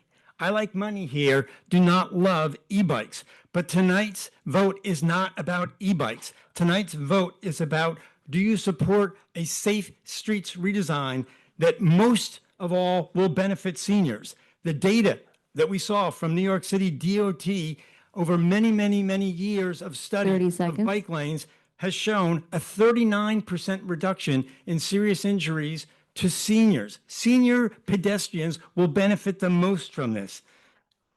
The stats are, when you don't like the answer, you blame the stats, okay? There are 170 car lanes on the Upper West Side crosstown. We're asking for one of those 170 lanes that are dedicated to cars. Please, no abstentions, because abstentions And is a that's no. time. Thank you. Next opposed? Hi, my name is Jody Liss. I live on 72nd Street. I used to work for the World Bank, and we built beautiful plans on paper, and they never worked without community buy-in, and that's what's lacking here. Robert Moses made the same mistake in this town, and he was undone by another river-to-river project. You cannot know the street as intimately as people who actually live there. And to the people who bike, I say, this is not about biking. We want you to be safe. We just hate this 30 plan. seconds. This plan puts at risk our most vulnerable people, threatened by bikes that are more dangerous than cars. Especially, it will be difficult for the blind to navigate the bi-directional bike lanes. Ambulances and fire engines will have to park in the middle of the street on the Meridian. The DOT did not reach out to us for 10 this. seconds. They should have. Next in favor? Hey, everybody, Barack Friedman. I'm a physician. I work on the Upper West Side. I cycle to work. Many of the physicians and hospital staff cycle to work. It's how we get there. The city bike stations outside the hospitals are some of the busiest in the city. There's a recent study from the Journal of Neurosurgery that's been getting a lot of press from NYU. Just want to read you 2 sentences about, from the study. It's about bicycle, e-bike safety, and pedestrian safety. And it says only 3% of Manhattan's bike lanes are protected. And in 2023, 94% of cycling fatalities occurred on roads without protected bike lanes. Infrastructure redesign, including separated lanes and intersection protections, may offer the most immediate opportunity to reduce neurosurgical tumor burden. So I say to you, the community board members, why did you get on the community board? And I think it's to make a difference. I think you want to make a difference, and here's your opportunity. This is the most significant contribution you can make to reduce trauma. Thank you. And that's time. Thank you. Next opposed. Al Salzano, I've lived on 72nd for 30 years. More congestion is not a success for this project. There's a point of interest that the Uptown bus that's coming up, the 72nd Street bus, makes a left and goes west on 72nd. Its first stop is the Dakota right at the corner. During that stop, unloading and loading passengers, since the bus is in lane and the traffic behind it is in lane, that traffic is in the intersection. 30 seconds. That light will change, the bus will take off, and the traffic congestion in the intersection will be a disaster. But the point is that will happen every 15 minutes because the bus comes every 15 minutes. It is just not possible to solve this problem. 10 seconds. It's not a solution. Thank you. Next in favor? Hello, board members, neighbors, and fellow Upper West Siders. My name is Rachel Grosso, and I work as a transportation planner focused on complete streets. As part of my work throughout the United States, I collaborate with communities just like ours, where people of different ages, abilities, and backgrounds love to live, work, and play. I do this work to plan, design, construct, and measure the impacts of roadway redesign projects like this one. About a decade ago, NYC DOT released the report, The Economic 30 Benefits of seconds. Sustainable Streets. This report and the many that have come after have proven time and again that complete streets improvements like those planned for West 72nd Street increase safety for all road users, increase foot traffic for all businesses, and increase bus reliability. Thank you for voting yes on the West 10 72nd seconds. Street redesign. Next opposed. Hi, my name is Chris Roberts. I live on West 72nd Street. I've lived there for 30 years. I do have a question regarding the statistics. You're talking about you're talking about the number of people who have been injured, pedestrians. You're not saying how many of the pedestrians have been injured with accidents with cyclists. The other question I have is you're talking about Inwood and you're using Inwood as an example. From even your photos up there, Inwood is primarily 1- and 2-story buildings, it looks like primarily. 72nd is 30 seconds. anything from 35 down to maybe 16. The other thing is, why are the west side lanes in the 70s not being used? Why have you not promoted them more to get them used? And the other thing is, how are you going to address the parking? It looks like you're making it all timed parking now, except in 10 the last seconds. block by the Riverside Drive itself. Thank you. Next in favor. Ira Gershenhorn, a senior, 73 years old, 38 years at least on the Upper West Side. I use my bicycle for shopping on the Upper West Side.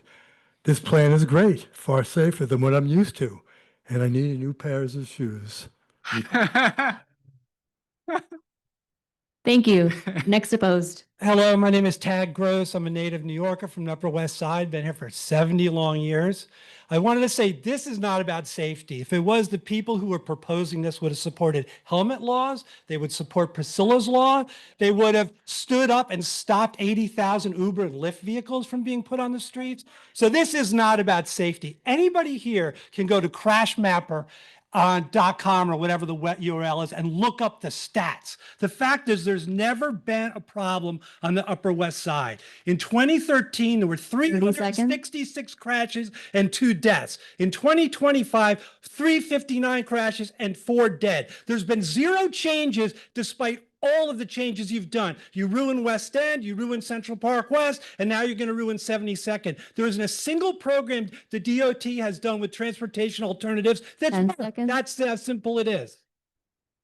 Thank you. Next in favor. Hello, my name is Elizabeth Marcello. I often ride my bike across 72nd Street to get to Central Park. I've been living and riding in New York City for nearly 20 years. And in addition, I have a PhD in urban planning from Columbia University. I'm currently on the faculty of the Department of Urban Policy and Planning at Hunter College. A recurring theme in the classes I teach is that policy and planning decisions should be based on facts and evidence. And when it comes to designing streets with pedestrians, cyclists, and our most vulnerable users in mind, we are lucky. We need not be pioneers or unknown and test 30 seconds. planning solutions. We don't need to do this because the facts are in. Street redesigns like the one proposed on West 72nd Street save lives. Beyond safety, another theme in my classes is how we can co-create a just and equitable city where every resident, regardless of their age or ability, can 10 thrive seconds. and live a happy life. With equity and facts in mind, I support this project because I believe in fact-based policymaking, and I believe that together That's we can time. Thank co-create you. a Next just opposed. My name is Sandy Ashendorf, and as a resident of 72nd Street and Riverside Drive and an avid daily cyclist, I'm acutely aware of the landscape which that presentation did not accurately reflect.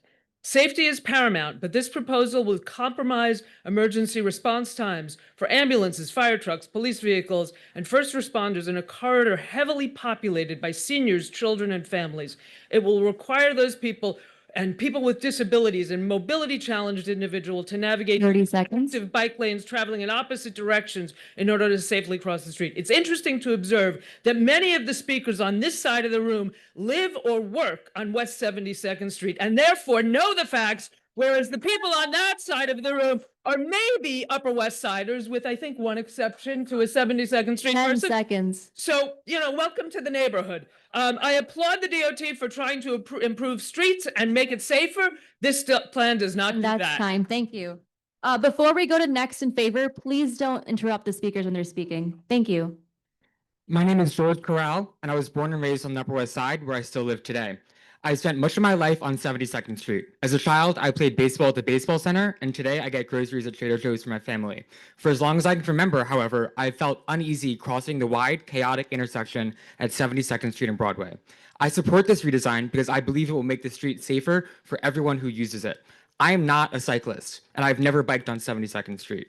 My support comes from the safety benefits this proposal will provide for all residents. Shorter crossing distances and a more predictable street design will reduce conflicts and make the intersection safer, particularly for the most vulnerable Upper West Siders. Thank you for your time, and I strongly support the proposed bike lane and street redesign. Thank you. Thank you. Next opposed. Hi, I'm Sam Kingsley, and I live at Riverside Drive and West 72nd Street, and I'm speaking specifically about that intersection. The plan is based on incorrect statements of facts and is incomplete. I agree with the opponent who said we should base this on facts. On page 34, the heat map of the double parking shows almost no double parking at that intersection.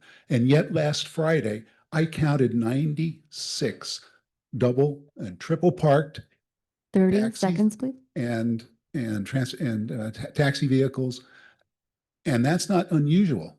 I've got the photos to show that, and I pass those over to whoever's the head of the transportation committee so that you can verify it. At 96, it was a real number. Furthermore, there's no indication that the 10 plan seconds. the plan has been reviewed with the NYPD, and the NYPD is going to enforce laws, or the sanitation department is going to do anything about the trash bins. that And they're that's gonna install. time. Thank you. Next in favor.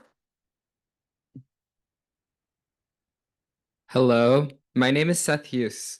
The 72nd Street bike lane will provide a vital, safe connection between Central Park and the Hudson River Greenway, as well as the north-south bike lanes already on Columbus and Amsterdam avenues. The Upper West Side currently has no crosstown protected bike lanes. Protected bike lanes have been shown to improve safety not only for cyclists, but for pedestrians, including seniors as well. As the presentation stated earlier, since this exact design was 30 implemented seconds. on Dyckman Street in Upper Manhattan, no pedestrians have been injured by bikes or e-bikes there. I implore the community board to support this common sense redesign of 72nd Street that will improve safety for everyone. Thank you. Thank you. Next opposed. Hi, my name's Peter Iannuzzi, and I'm here to talk about a bus. So there's the bus stop that's going to be moved from Riverside Boulevard to 70th. I really live right in that building there. There's already a bus stop on West End and 70th. So you can have a bus stop and then another bus stop at the end of the block. And if you take away the bus stop on Riverside Boulevard, now Riverside Park South is beautiful. It's amazing. There's not going to be any bus stop that's going to let people who have trouble crossing a street to get to that park. They're going to have to cross some sort of stop. There's no lights. 30 seconds. So if you move that bus to 70th Street, everybody's going to have to cross. If the bus stop was moved, even if it's moved down to 67th and Riverside Boulevard, it's going to be closer to another bus stop already, which is on 66th, but it will allow people to be closer to the entrance of that park and allow people with mobility issues to have a door that opens up right on the sidewalk where the park 10 is. seconds. Thank you. Thank you. Next in favor.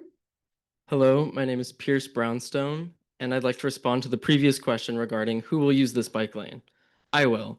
I live on 73rd and Broadway, but I work on the east side. This project is a matter of steps from my door.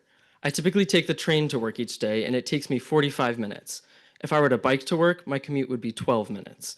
The route is almost entirely on protected bike lanes, the only exception being this very stretch of road. I repeat, there is infrastructure in place to protect me as a cyclist for my entire commute to and from work, 30 seconds. except for the stretch in my very own neighborhood along 72nd Street. I don't bike on this road right now because it is not safe. I bike for the planet's health, for my own health, because it is reliable, fast, and enjoyable, among a myriad of other reasons. Unfortunately, biking in the city rarely feels safe. That is why I support this redesign, because it will protect Upper West Side 10 residents seconds. like me who only avoid this corridor currently because there is no infrastructure in place to protect us. Thank Thank you. That's time. Next opposed. Hi, Julie Fancy. I am asking for the change of the element of the bus, moving the bike Please. lane, moving the bus stop to West 70th Street outside the main entrance of 220. As a resident of this building for the last 5 years, I'm concerned of the negative impact this would have in my neighborhood and community, which is in this building. This is a highly active building with many residents of all ages coming in and out of the building and needing access to cars and taxis, which are conveniently located outside the lobby door.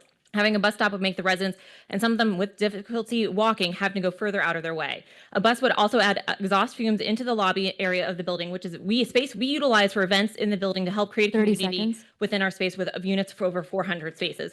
Additionally, in the winter, especially during the windy days, this particular corner of West 70th and Riverside Boulevard becomes a wind tunnel. It does not seem like an ideal spot to have a bus stop, a bench there. Riverside Boulevard, 10 is with seconds. the building entrance to the lobby of West 70th is a high traffic building with many visitors, workers, movers, and deliveries into our location. Having an entrance blocked off with a bus stop would negatively impact us. Thank you. Next opposed. Next in favor. Good evening. My name is Scott Koskin, and I'm a resident of CB7. I'm someone who walks, bikes, and takes public transit. And for me, 72nd Street currently feels unsafe and stressful with rampant speeding and double parking. People on bikes are forced to share space with fast and unpredictable car traffic, and pedestrians have very long crossing Just distances. speak close to the microphone, please. Yeah. The data is clear that a protected bike lane would make 72nd Street safer and more organized and more predictable for everyone while filling a large gap in Manhattan's crosstown protected bike network. This redesign would also encourage me to actually 30 spend time seconds. on 72nd Street and visit the local businesses there. The vast majority of those accessing the street do not do so by car, and the rebalancing of street space will create a street that works for all users, not just car drivers. I strongly support this proposal. Thank you. Thank you. Next opposed. Hi, my name is Jeremy Berman. I live on West 72nd Street between Central Park West and Columbus, and I'm opposed. I think we're dealing with alternative facts. I know there's been talk about making this fact-based, but the facts are alternative facts. They're not real. The pictures presented in the presentation, they show regular bicycles, regular cyclists. They show no mopeds. They should show no e-scooters. They show no e-bikes. And we should, the term bicycle lanes is a misnomer as it exists on the Upper West Side. It's 30 dominated by e-bikes traveling over 20 miles per, capable of going over 20 miles per hour and traveling over 15 miles per hour. Same with scooters. The injuries resulting for that, everybody knows people who have been hurt. My daughter was injured in a crosswalk by a speeding e-bike. She had the green light. Seconds. The e-bike just went right through the light. Her friend had to go to the emergency room recently because. And that's time. was Thank fighting. you. Next in favor. Christine Chen. I'm a physician. I live on 72nd Street. I bike to work almost every day across town. And so I really think that having a protected bike lane is going to be not only safe for me, but all the other commuters that are out there, early morning traffic. I think it's going to be really great for everyone. Thank you. Next opposed. Hi, my name is Bonnie Gerard. I'm a victim of an e-bike accident where an e-bike went into me on the sidewalk while I was waiting for a light to change. I had a fractured tibia. I had stitches, a concussion. I almost died. Anytime that we have bike lanes, we need to have Priscilla's Law passed so that e-bikes can be licensed, registered, and insured for the safety of all pedestrians. Thank you. Thank you very much. Next in favor. Hello, my name is Emily Smith. I'm an Upper West Side resident, and I feel strongly that there will only be peace and order on the road when everyone has a piece of the road, okay? The status quo highway-like space allocation on 72nd Street today just doesn't make sense for the dense and dynamic context of a vibrant urban neighborhood like ours. I strongly support this proposal. I thank everyone for their time, and I hope the board will vote in favor of this proposal because I believe it will improve safety for everyone on 72nd Street. Thank you. Thank you very much. Next opposed. Hi, my name is Carl Wojtak, and I've lived on 73rd Street in Amsterdam for the past 36 years. In the summer of 1981, I was riding my bike down Broadway when I was hit from behind by a car racing through a yellow light. Ironically, I landed on the pavement right beneath the marquee of the Symphony space. I'm still an avid biker, and I'm all for bike lanes, so long as they take the safety of every resident into account. This redesign poses serious safety risks as well as negatively impacts dozens of 30 seconds. retailers. There's been a marked increase in traffic at 72nd Street over the years, and the proliferation of e-bikes and scooters adds even more hazard to thousands of elderly and mobility challenged residents. The West Side link to the Hudson River Greenway will lead to an increase in bike traffic past the Eleanor Roosevelt statue down an already busy 10 pathway seconds. shared by dog walkers and families traveling to Little League and soccer games. Signs telling cyclists to slow down mostly go unheeded. The DOT and Community Board should visit this And path that's on any time. given. Thank you very much. Next in favor? Hello, I'm Andrew Hyatt. I'd like to address a few points I've heard. One is that about emergency vehicles. I just happened to be on Delancey Street today, and an ambulance was using the bike lane. The bike lanes help emergency vehicles maneuver when nothing else can. Please. I saw it. up the You don't speakers. think I saw it? I saw it. Okay, so another point is the current configuration of the 72nd Street and many of our streets encourage chaos. I don't like e-bikes zooming through and doing chaotic things. No one likes it. 30 seconds. Pedestrians have the right of way. Pedestrians are king. And to ensure that, we need a dedicated space for bikes to go so that we say, this is how bikes should behave on this street. This is where they go. It's not every man for themselves. This is how traffic is behaved. That's the 10 first seconds. step to orderly streets, as my previous speaker said. So thank you. I strongly support this bike lane. Thank you very much. Next opposed?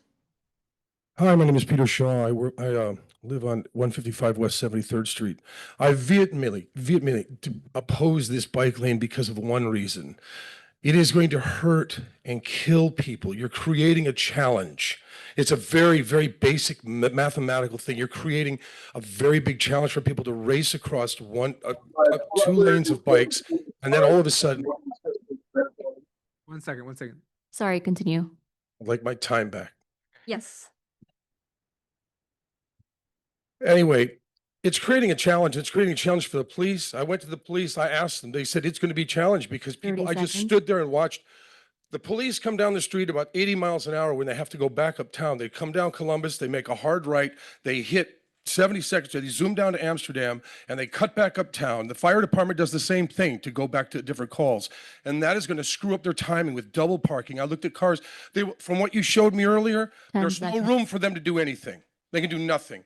It's a struggle. It's a fight. And it's going to kill people. It will kill them. And if you haven't had a chance, just for one more thing, if you haven't And had a that's chance, time. Thank you very much. That's That is time. time. Thank you. Let's Next go in to favor? the next That's person. time. Next person on the right. favor. Here you go.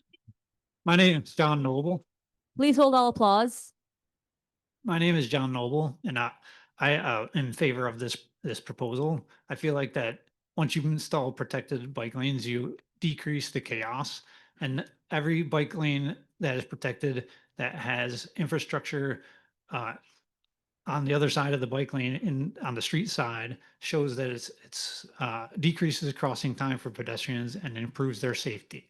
As an educator, I think that also we should be sending a signal to our children that we want to create safe spaces for them to bike safely across 30 seconds. anywhere in the city so that they can take control of their lives and be empowered to travel through the city on bicycles. Thank you.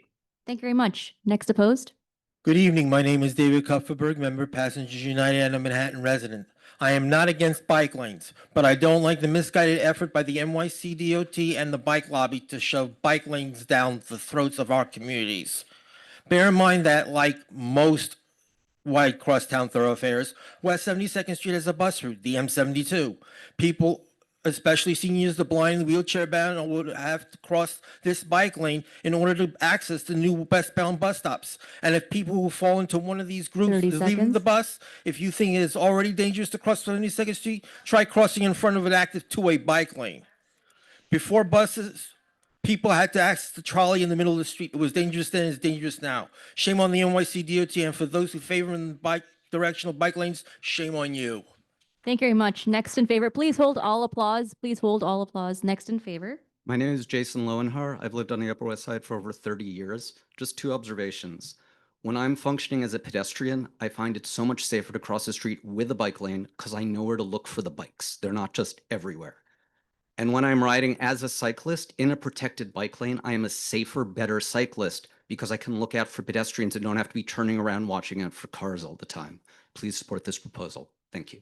Thank you very much. So Next opposed. we scheduled 50 minutes. We're at 54. I don't know how this happened, but we have 6 people left on each side. I don't know how that happened, but we'll do that. Then we'll maybe go to 1 or 2 people online, and then we'll be wrapping up and moving to the board members. So next up. Yes, hello, evening, Roxanne. Several years ago, DOT reduced Bronxdale Avenue in the Bronx from 4 travel lanes into 2 lanes to install parking protected bike lanes. This has only made this area less safer. Teachers are now forced to leave their classrooms to help children exit school buses because motorcycles and e-bikes are speeding down that bike lane.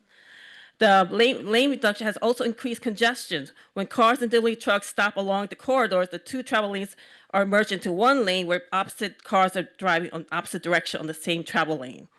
This creates traffic 30 conflicts, seconds. delays, and additional safety concern. This has resulted in backup, dirty air emission, has also created an unsafe environment for pedestrians and also has impacted the businesses negatively.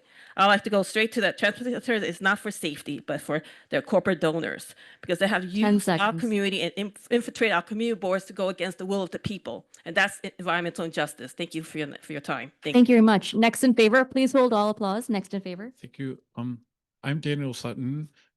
I support the redesign. I think it's good. And emergency vehicles can use bike lanes if they need to go anywhere, so that won't be a safety thing. But yes to the redesign. Thank you. Thank you very much. Next opposed. Hi, my name is Valerie Mason. I'm the president of the East 72nd Street Neighborhood Association, and I'm also the chair of Community Board 8.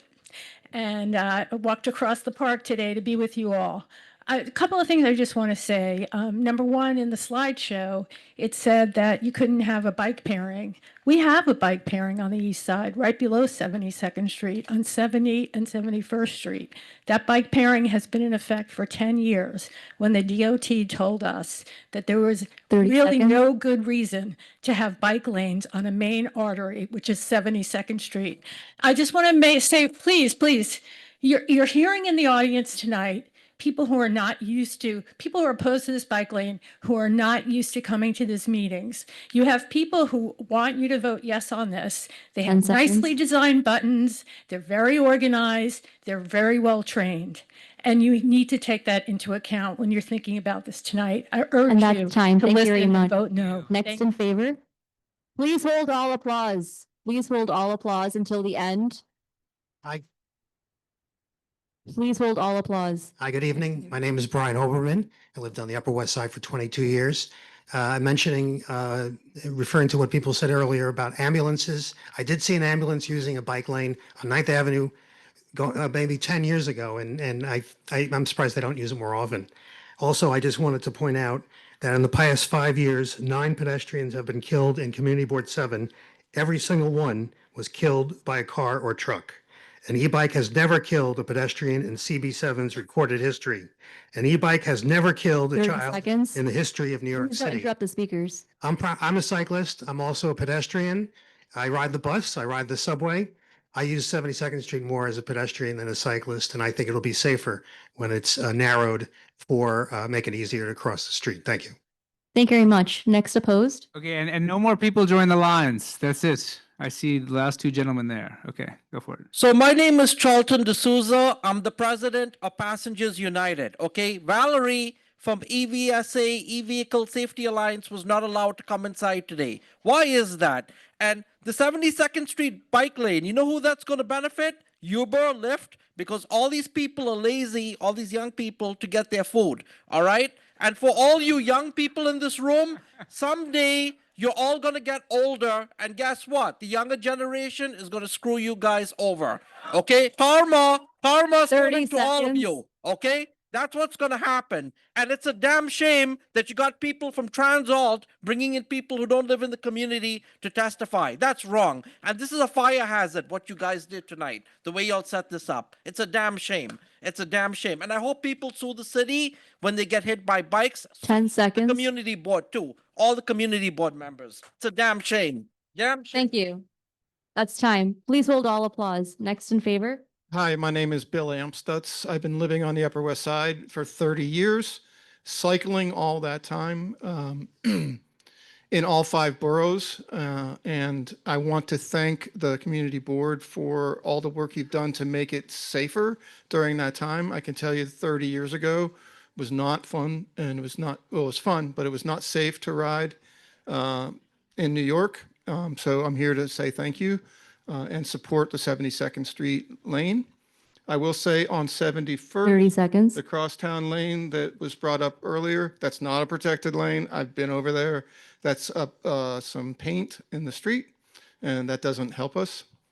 And I've also ridden on the Dykeman Street before the lane and after the lane, and I'll have to tell you that there's no comparison. It's so much safer up there now.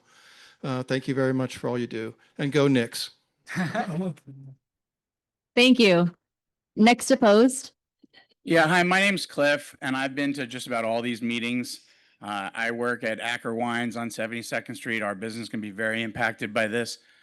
And at almost every meeting, we've been told that there was either a survey or there was going to be a survey. I was at the meeting at Rutgers Church with Gail Brewer, and they said that before this meeting tonight, they were going to go and survey all the businesses and get our opinion and have it impact the proposal. No survey. I've talked to 3 other 30 businesses seconds. on the block, no survey. It's just lip service, and it's not fair because we're trying to do this the right way. We're not saying we're against bike lanes or anything else. We're just trying to make it so that we can all get along well. And if the businesses leave, it's going to hurt the neighborhood. Thank you very much. Next in favor. Kate Brockwell. I'm here to support the safety redesign of 72nd Street. 8 years ago, I was living on West End at 77th when I was hit as a pedestrian running errands downtown. I suffered serious leg, knee, ankle, wrist, and forearm injuries and have dealt with PTSD since. I was in the crosswalk and had the light. I'd stopped on the curb. I'd looked both ways before starting to cross. I was a cautious pedestrian before this. 3 of my great-grandmothers were killed by cars. I was about 2/3 of the way to the 30 median seconds. when a driver making a left turn drove into my left leg. A 4,000-pound sedan. I felt the muscles and nerves and ligaments and fascia tear. I remember it all. Redesigns like this slow speeds and make streets safer for all road users. The cost of inaction is too high. I have the scars. Thank you very much. Next opposed. My name is Millie Casese. I live on West 72nd Street for close to 50 years now in the front of the building on a lower floor. And I can safely say that I am just as good or better an observer of how our street works, better than transportation alternatives, better than Streetopia. And there are definitely, as other people have said, alternative facts floating around. I have not heard one person discuss the fact that there are over 20,000 residents that live on 72nd Street from Central Park West to Riverside. No one has spoken about that. The street, yes, it's double parked, but it works. 30 Most of seconds. the double parking is for all the people, all the stores that are on there. They do their job and they leave. I take pictures daily from my window. It works. And by the end of the day, everybody leaves and we're a nice, calm street 10 for seconds. our neighborhood. Thank you very much. Next in favor. My name is Emily Gottlieb. I'm not a cyclist, but I'm the parent of 2 children who are. Every time they go out to take bike on city streets, I'm incredibly worried and anxious about their safety, concerned I'll get a call that something horrible has happened. That's why I support this bike lane plan that will protect them and other members of the community who bike on 72nd Street. So please vote yes on this redesign proposal. Thank you. Thank you very much. Next opposed. Hi, my name's James Manfredoni. I live at 72nd Columbus. Been in the city my whole life, business. I'm an educator. 2 things, credibility first. No one talks about regulating e-bikes, 0. I answered my own question at a meeting 2 weeks ago. Who changed the rules in Central Park? The DOT. Now, if you want to cross the road, you have to put your hand up and tell bikes to please stop. There are literally hundreds of residents, tourists trying to cross this past Sunday. Most importantly, it's about risk reward. 20,000 people. 30 You seconds. make the wrong decision, it affects 20, 30,000 people, 24/7, 365. It rewards people that need bike lanes, but they could use 71st, 73rd. They use it 9 months a year during daylight hours. Risk reward is staggering. It's an easy decision. Thank you very much. Next in favor. Hi, everyone. My name's David Vassar. I live in Morningside Heights. I just turned 70 this year. I've been riding a bike for 33 years since moving to New York back in the 90s. And I love being able to do that.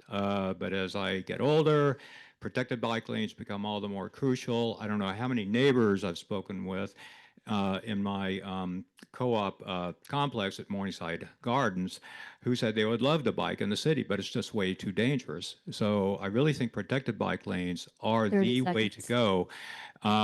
That will encourage more people who are otherwise reluctant to get on bikes. If it discourages people from driving, so be it. I wanted just one last moment to say thank you and congratulations to our friend Ken Coughlin, who made Central Park car-free 30 seconds. way back in the 90s, which is something parks should always be. Thank you, Ken. Thank you. We've now reached the end of the in-person. We're way over time, but due to we want to make sure that Janet Schroeder, you're online, has a chance to speak. She had a little bit of an issue with the line. So Janet, you're allowed to speak, unmute, and you'll be the last one. Janet Schroeder, you're asked to unmute. I'm trying. We can hear you. Go for it. 1 minute. Hang on a second. I am unmuted. You're unmuted. We can hear you. Okay, I just need to pull up my note. I've lived on the Upper West Side for 24 years. I'm on West 72nd Street every day. Facts matter, and the first thing that should be considered before redesigning any street are actual real accident stats.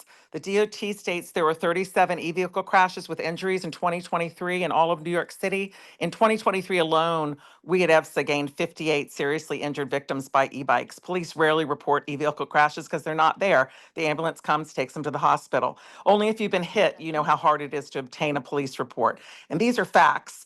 ER trauma surgeon at Bellevue, Dr. Angela Pfaff, says they see an average of 1 admission a day. This doesn't align with these stats. E-vehicle related deaths are accurate because they come from the morgue and they're up 100% this year, 13 this year versus 7 last year. We need to use facts when we're designing and looking at redesigning streets. Okay, and that isn't being looked at. We know that we have these stats from the ER. Thank you, Janet. Okay. Read up the names of people. All of the names? No. We can just think. We just want to thank everyone who signed up online to speak who wasn't able to tonight. Please submit written and verbal testimony and we'll include that with our resolution.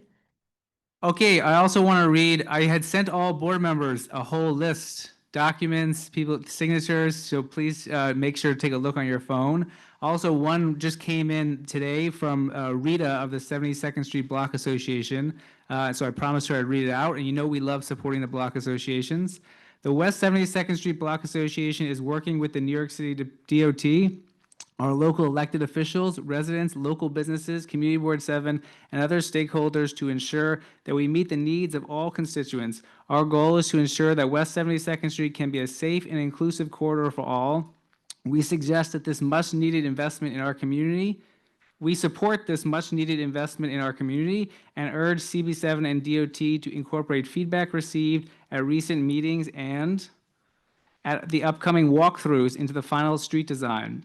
This inclusive approach will ensure safety improvements for all users and support our local businesses. The DOT also wanted to announce that on Friday, they're doing another walkthrough with local businesses and constituents. A last few items that came up that should have been part of our facts, but were not. The DOT said that the NYPD and FDNY were consulted, and we did see emails from them. The plan calls for rumble strips at the intersections. I don't know if Ken said that, but that could be an item of debate. We did hear from someone about emergency vehicles. They currently drive either on the bike lane, and then for the FDNY, when they go to third floor window, the FDNY says what their policy is they park anyway on the sidewalk to get as close to the building as possible. That was their answer. The bus stop on Riverside, as I understand it, and maybe Ken, you could answer this when you discuss, is across the street from the building. Not that that diminishes it, but I'm saying it's across the street from the building.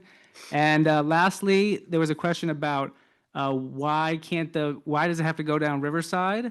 The DOT said that the Parks Department says that the place to enter the Greenway is via Riverside at 68th. That's the primary place. That's why DOT picked that. With that, thank you. We'll go to the community board members now. There is no we'll go to the, I think we can't take any more comments. There is no, time limit for you guys, but time is of the essence. It's already 8 something. 23. There is an end to the meeting at 9:30, and we have other resolutions. So you should be very quick. And with that, I turn it back to Ken and Sophia. And questions from board members. And I think in terms of microphones, we don't have roving mics, unfortunately. So I think board members, you're going to have to come up to these ones here, unfortunately. Okay. There's a thing. Take the thing away. Rip the thing, Mina. Yeah, tape the tape. Okay, Ken, take it away. Okay. Board member questions or comments? And I would suggest that we just go through the board once. Nobody gets to talk twice. Maybe, but let's go through first and hear from members of the board. So yes, please, Shelley, start us up. Everyone go in line. Thank you. Good evening. Probably spoke to about 55 people who live in the 72nd Street area. And some of them are here tonight, but each one was opposed. And why were they opposed? First, because they felt that this was not a safety plan. Okay, this was a bike plan. When we were doing the Columbus Avenue and then Amsterdam, I suggested we have a two-way bike lane on Columbus Avenue. And I was told, no, that is dangerous. You can't have it. Therefore, we have to have an Amsterdam Avenue bike lane also. The safety issues for a street have to be dealt with without bike lanes first. And if there are safety issues, they should be dealt with. It shouldn't require bike lanes in order to deal with safety. I'm for protected bike lanes, but this is a very complicated program with a lot of objections that people have, particularly for people who are older adults and or mobility impaired, and parents with children going across the street, and many situations. Dyckman Street. I was told by our congressman from that area, the first thing he was thinking of doing is getting rid of the bike lanes. The people don't like them, okay? I'm not opposed to bike, but we're being presented like there's a panacea here, that something's good. And we take data from many different places in the city, which might be valid, okay? I'm not a judge of that. What does this bike lane have in common with all the other ones? It's weighing things that are unequal. So I don't feel comfortable voting for this tonight, and I will oppose it.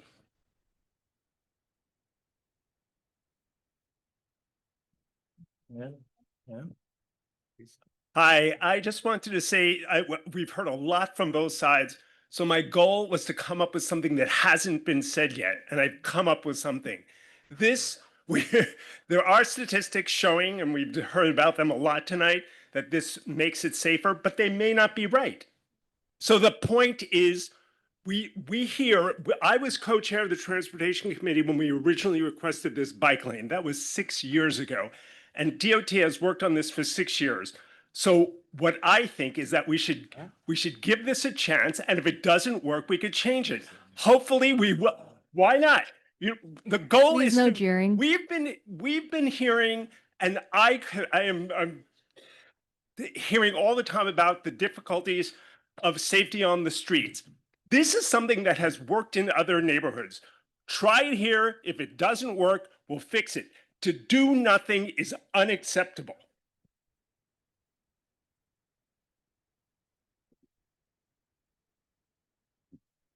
So I feel like there's a lot of information that I don't have yet. And I feel that to be asked to vote tonight on a resolution when I really feel as if I have many more questions than I have answers. and I'm just going to go through a few of them.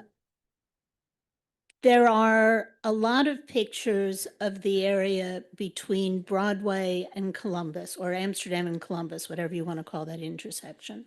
There's been no picture that I've seen of the area between Broadway and Amsterdam, that intersection where the subway stations are. I have no idea what that would look like, and it concerns me. You know, that's a place where you have a lot of people crossing. I don't understand what will prevent the bikes from going through, you know, and not stopping where the pedestrians are. I'm concerned about the bus stop that is at Broadway, the south side of Broadway. It's currently not on the corner. It's sort of in the middle of the, you know, it's off the corner by about 20 feet. I don't understand where that bus stop would be because there's no picture of it. I'm also concerned about the prospect of people crossing 72nd Street having to look three ways. You cross when you get off the curb, you cross when you come to the bus, the bike lane, you have to look both ways. And, you know, not everyone's going to look both ways because it's not the normal thing to have a bike lane going two ways. So that seems to me to be an invitation to a disaster. I would like to know how many places in New York have these kinds of two-way bike lanes, how they work, how you keep bikes from hitting one another as they're going two ways. I just feel like I don't really understand too many aspects of this plan to really be able to be for or against it. Ken, I had my hand up earlier. Okay, Kevin. So I'm totally against this plan. I am a biker. I'm a native New Yorker, and as many of my fellow board members know, in October 2024, I was 3 blocks from my building on Riverside Boulevard and 68th Street on a Sunday afternoon. I was at a stop sign. A guy on an e-bike comes up from behind me. Instead of stopping at the stop sign, hits me from behind, and I had a broken toe for 3 months. And keep in mind, those of you who know Riverside Boulevard, it's not a highly trafficked street, especially on a Sunday afternoon. And so if that could happen to me on a highly trafficked street, imagine what can happen on 72nd Street, which is probably one of the most trafficked streets in New York City. And I think to compare Dyckman Street to 72nd Street is absurd. It's absurd. So I am urging my fellow board members to oppose this resolution until we get enforcement. I haven't heard anything about enforcement. These e-bike riders, e-scooters, they need to be licensed. They need insurance. They need to be registered. We don't know who these people are. And so until we get to that point, I'm totally against this plan. Thank you.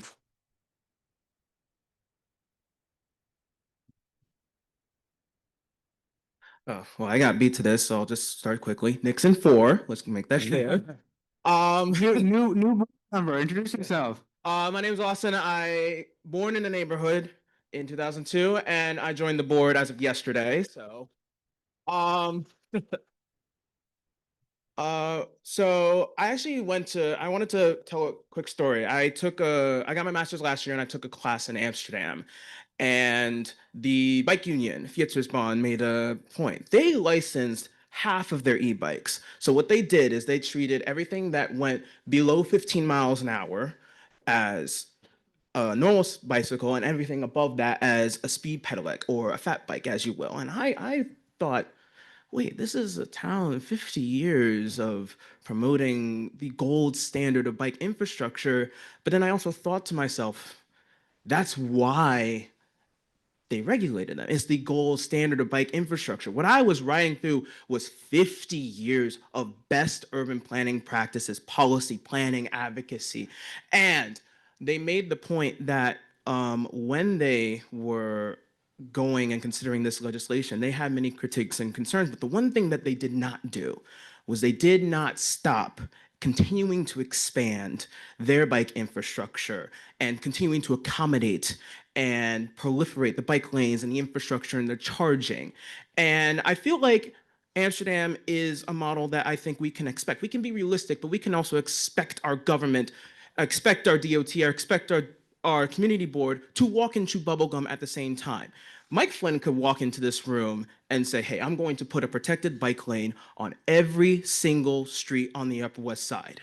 That would not stop DOT, the City Council, the State Assembly from considering legislation, regulation of e-bikes, commercial riders especially, because let's be very clear here, a lot of these people have an incentive to go as fast as possible because it is the commercial riders who are the ones that is the commercial property owners who are incentivizing them to go as fast as they can. So I believe that this plan is not a referendum on our ability to regulate e-bikes. This plan can coexist with potential regulations, whether it's a commercial license bill, whether it's former state senator, now borough president Brad Hoylman's old bill in the state senate, or former controller Brad Lander's blueprint on regulating e-bikes, or Priscilla's law, or whatever else. Those two can coexist. And I also wanted to quickly bring up the point, because I know time is of the essence here on the Queensboro Bridge. That was a gruesome crash, and also it's a crash, not an accident.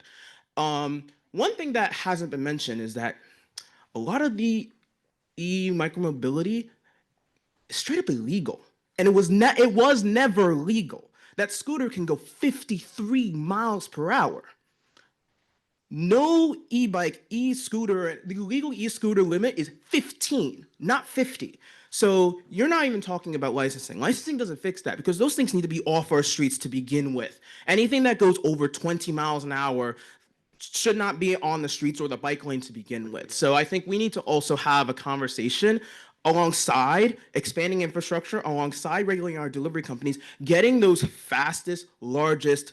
One of my friends, he coined the term super bikes, and that's what they are. Anything that can go that fast, get those off the streets as well, and then get the companies to license their riders so we can not just hold riders accountable, but hold their companies accountable. And I'll end on this point. Stella Liebeck in 1994, when she spilled hot coffee on herself, she could have sued the employee that spilled the coffee on her, but no, she sued McDonald's. And she got actual results because she sued McDonald's, because she found a practice that McDonald's was telling their employees to serve coffee at that hot temperature at 190 degrees to save time, to save money.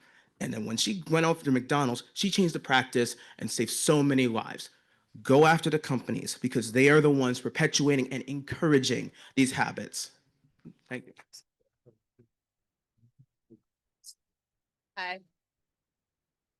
Hi, everyone. So thank you. It's great to have you on the board. And congratulations to the new members. This is a hell of a first meeting for you all to be at. So welcome.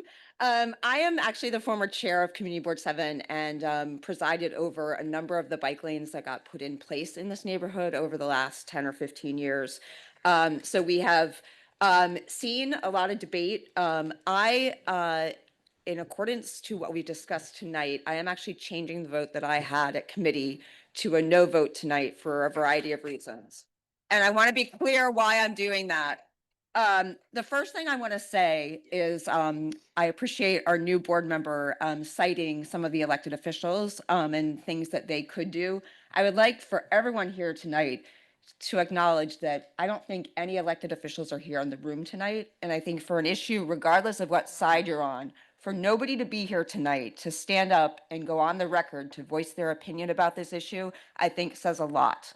And I think we should, regardless, again, I think you should remember that we have an election coming up in a couple of weeks. And you know, this is something to me that I found particularly stark about tonight. Another thing I found about tonight was, as referenced before, the 2 lines of people that showed up. I did also notice, as a community board, what we are being asked to do is vote on what the community, our neighborhood, is thinking about. And what I saw tonight was far more people who were here with reservations, not about bike lanes, not about necessarily having something on 72nd Street, but on this particular plan. And they were people who are residents rather than people who are from the larger city. So I took that into consideration. On the design itself, I work in municipal infrastructure as a career. I also noticed the reference to the Queensboro Bridge. I think the two-way aspect of the street redesign proposal to me is a concern. I think that's something that we need to think about. I also looked back and thought about a lot of history in our country. Just thinking about like the interstate system and how the interstate system, we didn't put that in place without thinking about some of the safety and other things that could go into it first. What we're proposing, what is being proposed by DOT is actual infrastructure that is going to be very hard to change. And I think that, again, it's something that we want to do. And we do it, we want to do it right. And we want to do it in the safest way possible. And I guess the final thing is just that I, again, feel as though we need to be really looking at this from a community standpoint, and I hope that we'll have a little bit more time to think it through. And I would like that very much before I vote my, until then, I'm going to have to vote no. Thank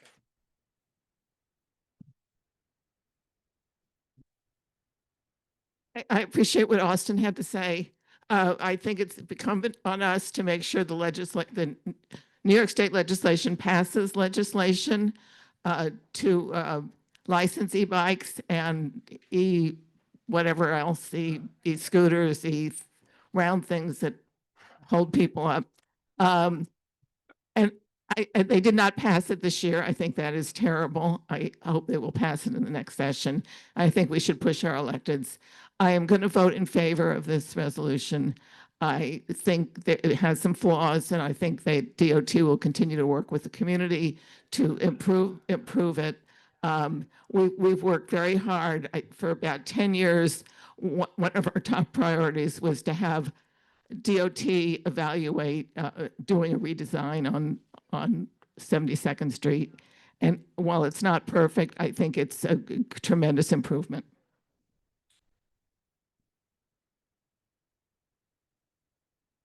I, like a lot of people here, grew up on the Upper West Side and had the misfortune, I guess, to go to school at Hunter on the East Side. So I had to leave the community every morning. Hunter was great, obviously. And when I was 15, on a day not so different to this, I was biking down 72nd Street to get to school.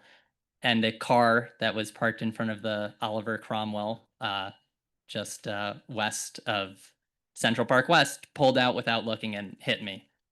And I was fine, but as we've heard tonight, these things can be a lot worse and people aren't fine. And I bike down 72nd Street all the time, and I see little kids on their way to Central Park to bike with their families. And Central Park is such an amazing place to bike because we don't have cars in it anymore like when I was growing up. And it terrifies me seeing these kids, thinking about how I was just biking to school and ended up on the ground hit by a car. And I think that it's such a simple thing to put this bike lane in place to allow kids to get to Riverside Park, to get to Central Park in a safe way. And I really hope that people support this because it's going to make it safer for everyone. It's going to increase visibility. It's going to be so much easier. And hopefully now when I bike down 72nd Street in the future, I'm not looking at little kids next to giant trucks, terrified that they're, that something horrible is going to happen because there's no better way to get to the park. So I live on 73rd and West End. Thank you. Okay, Clary. Hi. I'm Clary Newelt. I'm a longstanding member of CB7 and I live at 72nd Street and Riverside Drive and have done so for well over 40 years. I will, of course, as I always do, listen to what everybody has to say in this debate before I make my final decision. But I think it highly likely that I will vote no on this tonight. And I'll tell you just a few of the numerous reasons. And number one, there's a bit of sense of bait and switch here. DOT came in the very first part of their presentation to us was that this was going to be part of a river to river 72nd Street protected bike lane. They've not yet, as I understand it, presented anything or even offered anything to Board 8 on East 72nd Street. And rumor has it that there will be very strong opposition within Board 8 to an east side river to Central Park bike lane. So there is this sense of bait and switch that they're coming after us first. Second, I did vote as a member of CB7, as I recall, for both the Columbus bike lane and Columbus Avenue and Amsterdam Avenue bike lane. But I believe that West 72nd Street is substantially different in character from both of those avenues. We have a far greater concentration of residences, including very large residential buildings. And on my block, there is no commercial. And on the easternmost of the blocks, there's very limited commercial, but a lot of residential. And the arguments that were made against the bike lanes on Amsterdam and Columbus, while they were heartfelt, I think were not as persuasive or as numerous as the arguments made by the residents of West 72nd Street with regard to the negatives of this proposed bike lane.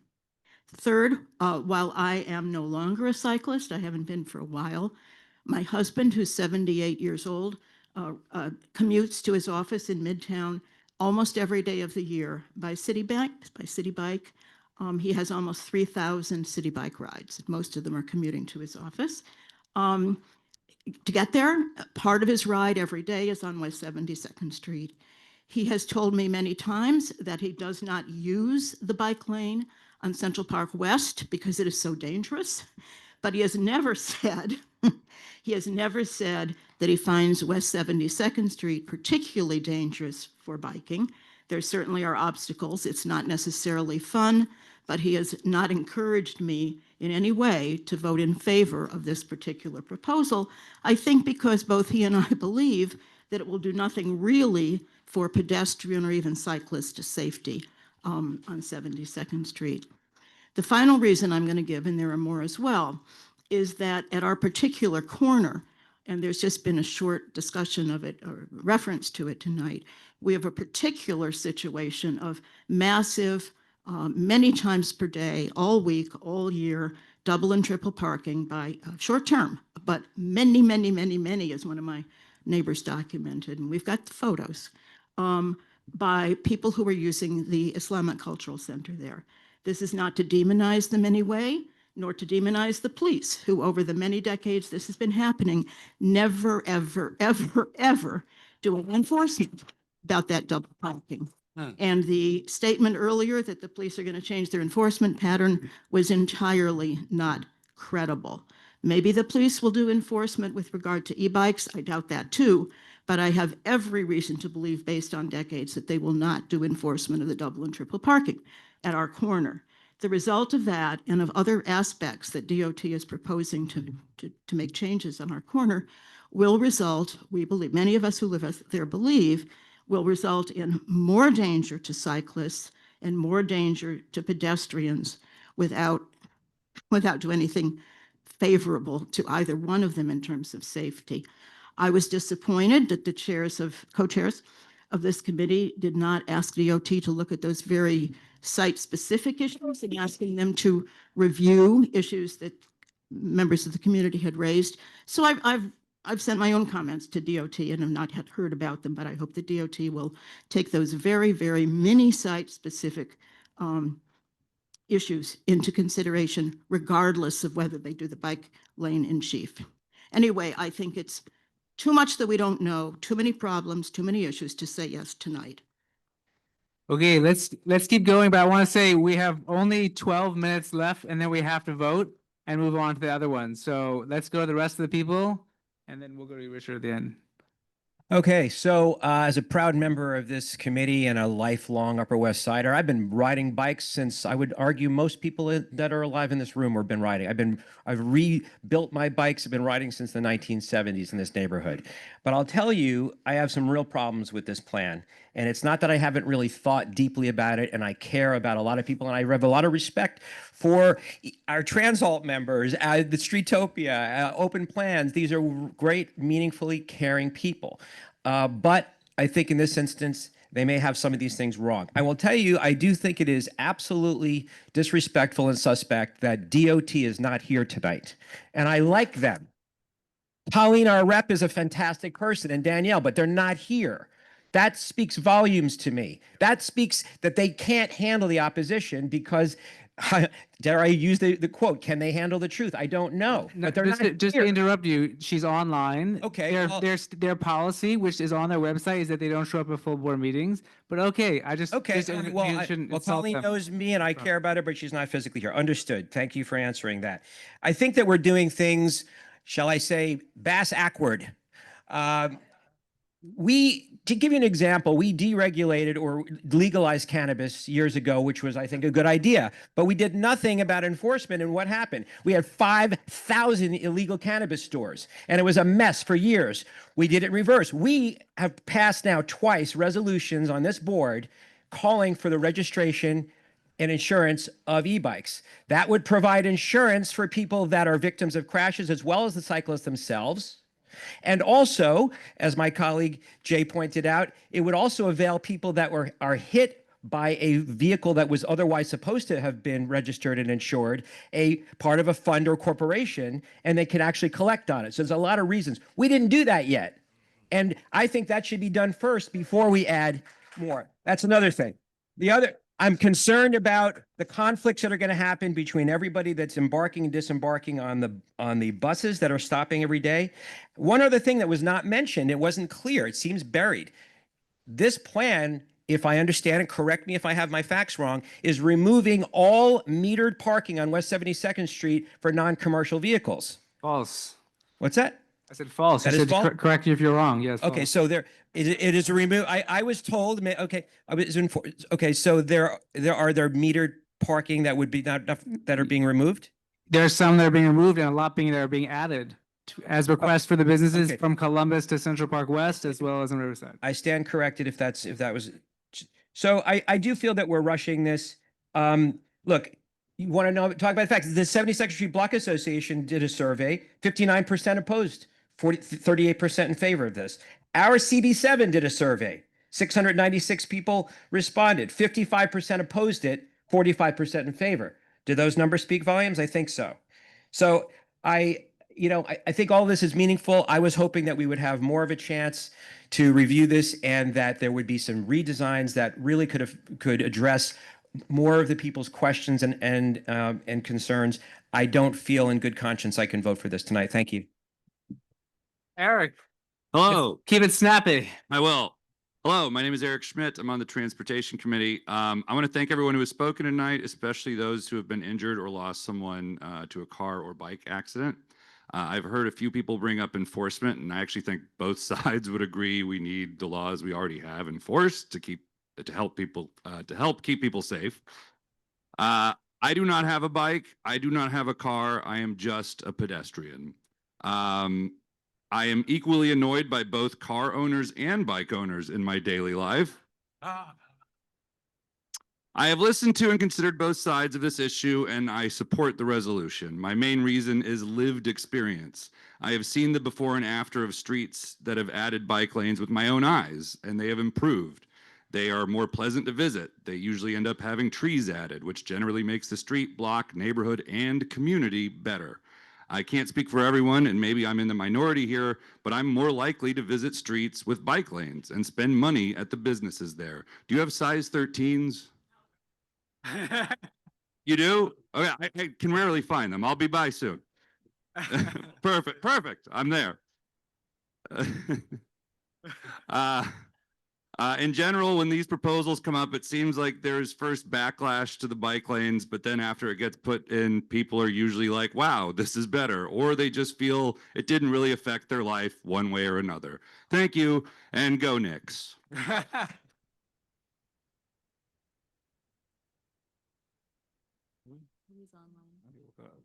I agree with the Go Knicks. Yes, Knicks and 4. Native New Yorker here. I just have one question because I go to 72nd Street for very not so good um, moments, right? Because I go to the funeral home there. So people talked about the people getting hit, the dead people, and this is all very sad and very confusing, right? But what's going to happen with the real dead people whose families are there on 72nd Street on a regular basis?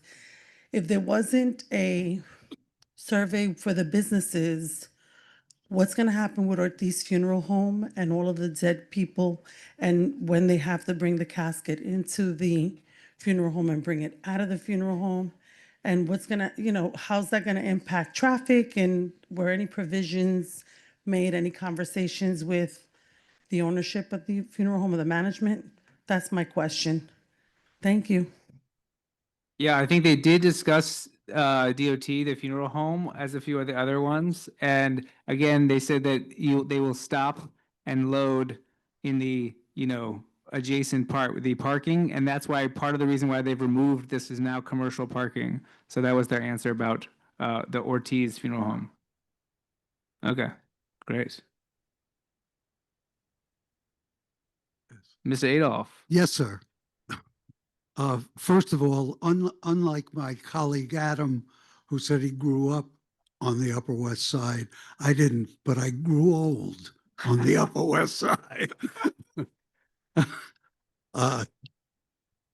First, and I want to somewhat echo what Elizabeth said earlier and maybe embellish it a little bit. I joined this board 17 years ago. Central Park Conservancy on the Conservancy Board. Go for it.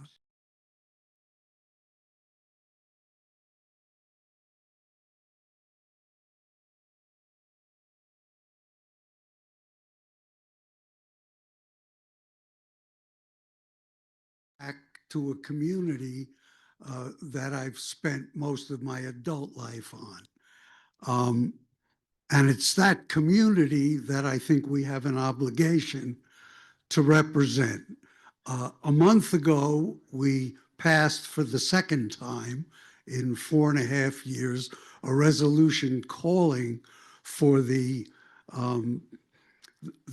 items that a few of you have mentioned: registration, insurance, a system where people have recourse when they're injured by e-vehicles.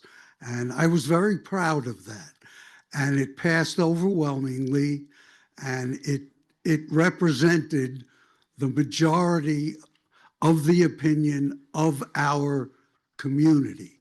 What I saw tonight is, and I took note, that it seems to me a majority of the people who spoke in favor of this proposal were either wearing T-shirts that said "Families for Safe Streets" or stickers in support of it. I asked one of the speakers afterwards where the stickers came from. And they came from Transportation Alternatives.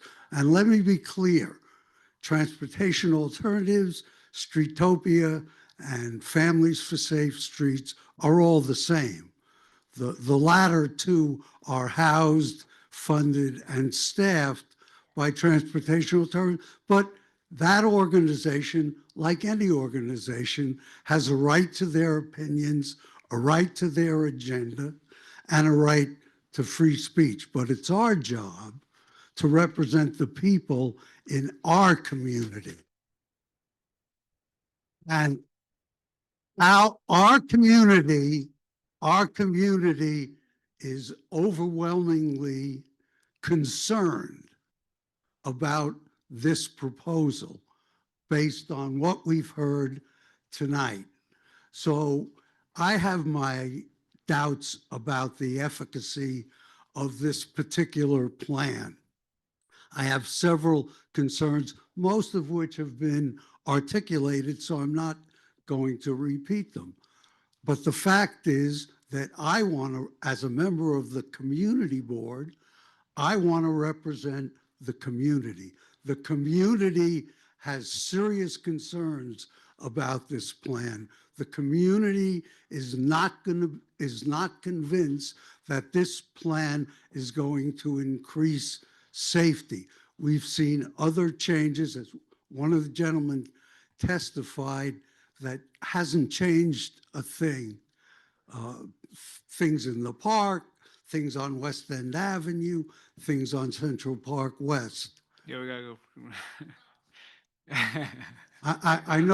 I know, Ken, you don't. All right. Keep going. But, all We're right. almost done. So my point get it. is, it's clear to me that a majority of our community, at least at this point, does not want this change.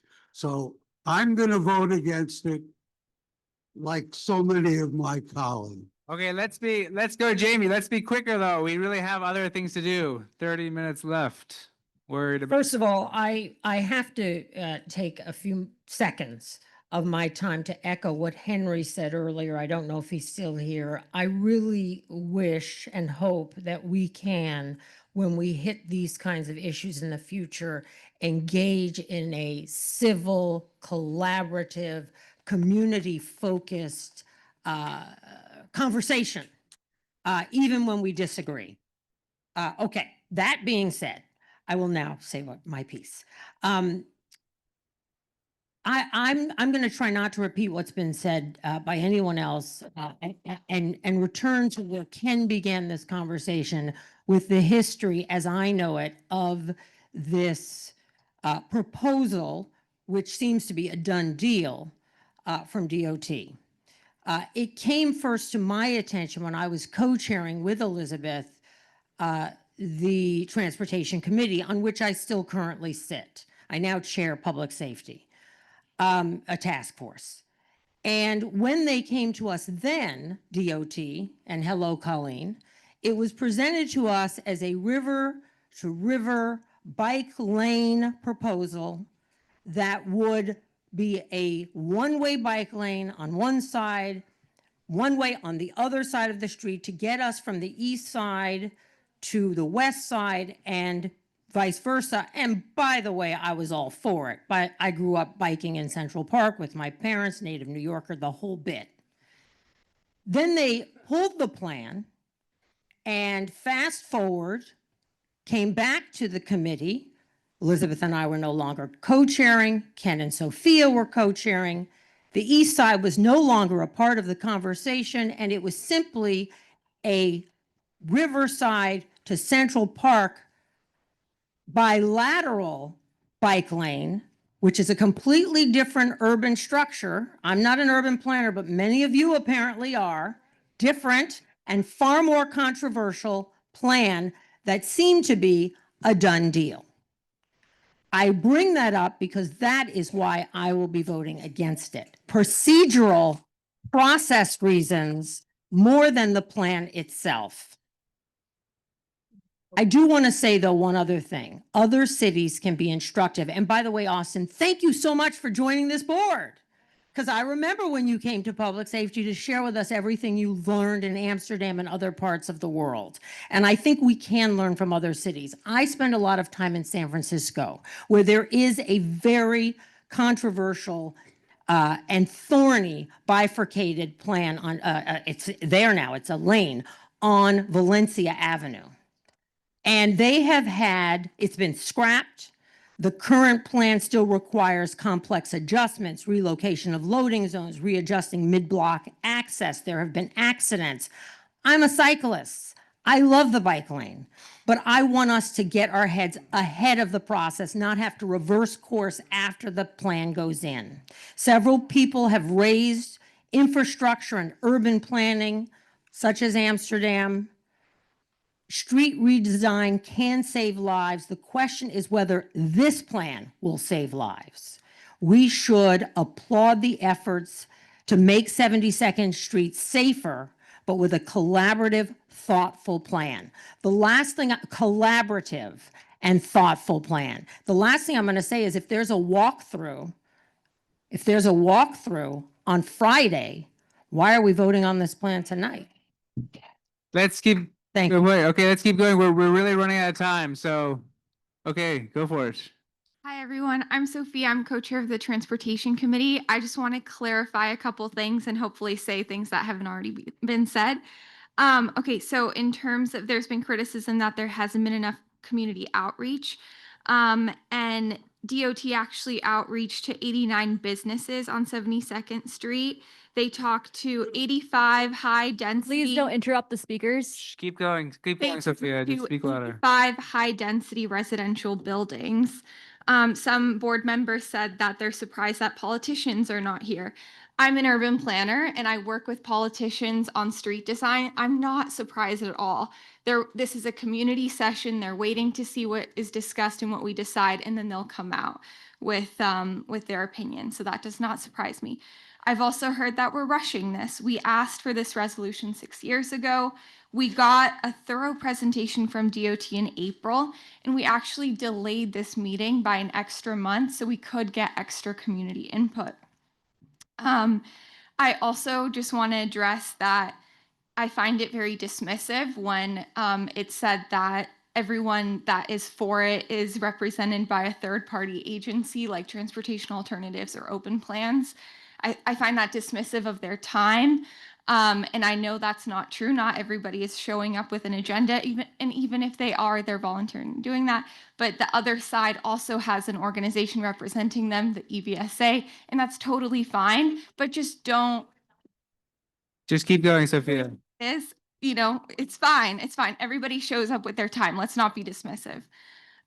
Jamie said that we can learn from other cities. We haven't actually talked about how this plan actually has really progressive parking policies. As I said, I actually work with other cities under the European Union, and we're implementing these types of parking policies. This is money that's going to be good for the city too. More turnaround, more loading zones. And ultimately, this is a major investment in our neighborhood, and we should welcome it. Thank you. Okay, we're gonna vote in 6 minutes, so you gotta go faster. I'm gonna get to you. Go. Hi, everybody. I want to welcome our new members. It's, as Elizabeth said, it's not always like this. Echoing what Jamie and Elizabeth said, this is a process that has been long going. I just want to highlight some facts that I have learned that have helped me come to my decision. First, I did not know when I went to the presentation on this plan that West 72nd Street is on the top 10% most dangerous streets in Manhattan.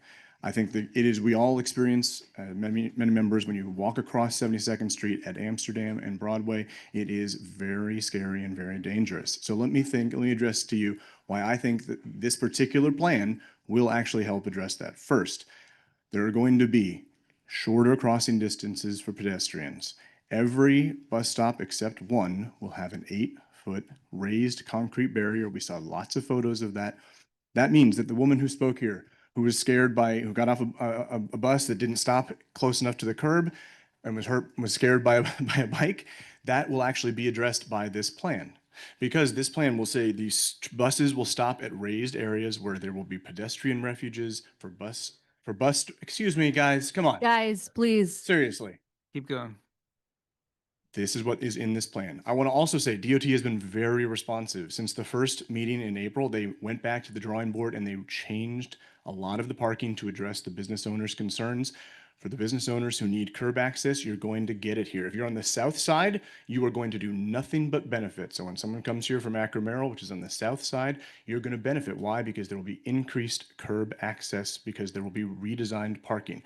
For people who are concerned about finding parking, or who say that 72nd Street, I've heard, it's already very easy to park on 72nd Street. It'll be even easier. You just won't be able to park all day. And finally, this is actually a pro parking thing, and I'll be done. When we heard from CB8 that they have a two-way on the other side, right? And we shouldn't have it on 72nd.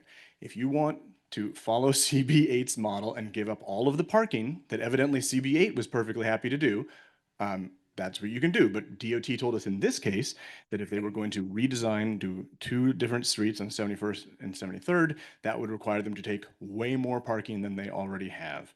Now, this is about safety. I care about pedestrian safety. I care about my kids and all of everyone else's. That's why I think this design, even if you don't like the perfect, don't let the perfect be the enemy of the good. Thank you. Okay, Winston, new board member. Yay. Thank you. My name is Winston Von Engel. I'm a new board member, and I want to speak up here. I strongly support the redesign by DOT.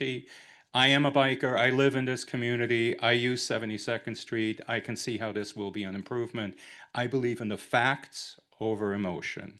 And I believe that DOT's facts, I know with my own 91-year-old mother who shuffles across 3rd Avenue where there is a bike lane and a traffic and a pedestrian island, that it makes it safer for her to cross that street, even though she's very slow. So I support this strongly. I like this guy. He's very succinct. Tabitha. Hi, yeah, I support the proposal as well. I think it will make neighborhood safer. It will save lives. Thank you. Even more succinct. Wow. Okay. Richard. Yeah, we're gonna go, Louisa. Don't worry. I oppose the resolution, and not just because I'm wearing tip-top shoes. I've listened very carefully for the last couple of hours to advocates on both sides.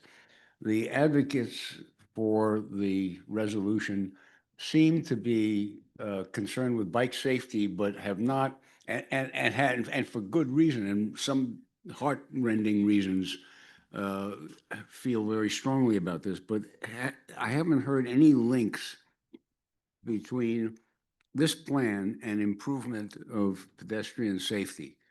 Specifically, I understand that there are statistics relating to bike lanes generally, but nothing with respect to this specific item. I don't see how the pedestrian crossing will be reduced by this plan. A person going from the north side or the south side of 72nd Street to the other side is going to have exactly the same distance to travel. The only difference will be Guys, that please that don't person interrupt the will have to speakers. look out for bikes going in both directions before they get to some median. And on the other side, there was an outpouring, which is unusual, a little bit unusual in this board, an outpouring, almost unanimous opposition to this plan by both residents and business owners. And I can understand that. As I understand the plan, there will be one lane going westbound that will have to be shared by buses, through traffic, delivery people making deliveries and putting their vehicles who knows where, double parkers, which is not going to be eliminated, and cabs and Uber drivers picking up or delivering residents or people attending the businesses. To make it worse, the moving of the bus stop into that one lane will mean that all traffic will be halted whenever there's a bus on that road. There will not be any ability to travel on that road if there's a bus at a bus stop. It's exactly the opposite of what the city has done elsewhere in the city. For example, 96th Street, where they've created bus lanes, which makes sense. But here, the bus is now going to be, no traffic can avoid the bus. So for that reason, I'm going to be voting against this resolution. I would hope that there's some other solution to getting bikes safely across town, but this is not the way to go as far as I'm concerned. Yeah, we have one person online, and then we will be just a I'm gonna- 10-second I'm gonna announcement, and then speak also. we're going to be opening voting. Go for it, Louisa. I'm also going to speak. Go for it, Lisa. Okay, I am going to vote against this. I appreciate all the work that's gone into it, but there are so many questions still of how people will get around. During the pandemic, when all those restaurants were in the street and you had the bike lanes on Columbus and Amsterdam, I remember how difficult it was to cross from the restaurant to the sidewalk because of the bike lanes. I am very concerned about how people will get off buses. I am wondering if any kind of speed bumps are being put in, if there's any kind of raising of the street.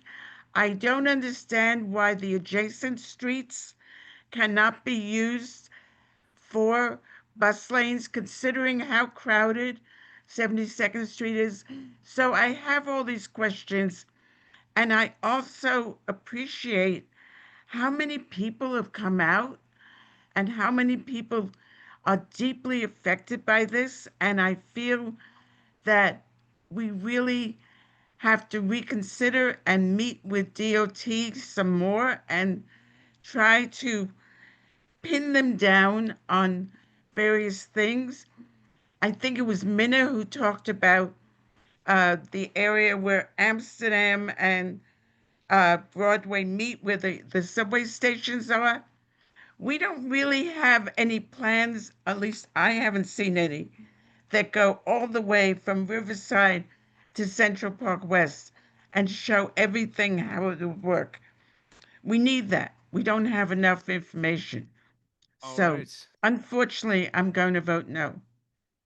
Nandita. Mine is just like a 10-second thing. There are a number of people who've mentioned that, they're talking about support in the room. I just want to highlight for people in the room, at our peak, we had about 170 people online joining us, and currently we have about 140. I know there are people who are waiting outside, some of them since 4:30 who couldn't enter because they hit max capacity.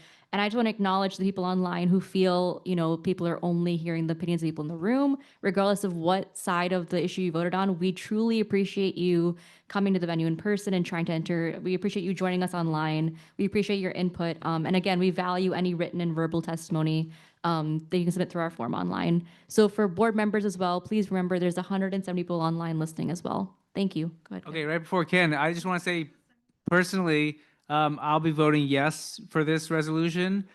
We passed last month a resolution calling for e-bike registration. As talking about the subway station, Minna, there's currently in the designs in the PDF, they have that all detailed. There's fences currently on the sidewalk. So there's a fence between the sidewalk, the street and the sidewalk. That continues. As far as Jamie's point about like reversing this decision, the plan is still river to river. They said they go community board by community board. So I don't really understand that like we got hoodwinked.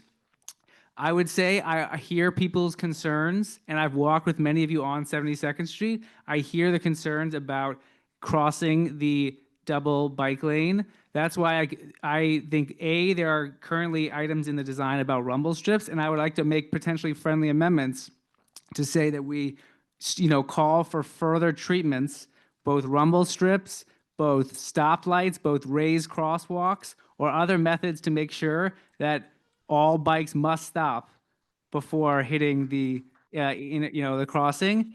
And I think that could be a kind of a friendly amendment. That's accepted, yes. There, I just want to speak. I think it's very unfair to make the claim that the majority are in the community are opposed to this just because Please don't interrupt the just because speakers. Please don't interrupt just the because the speakers. most vocal members are the ones who are opposed. Change is really difficult, and it brings out the fear mechanism in us. Interrupt the speakers. And you're just proving the point.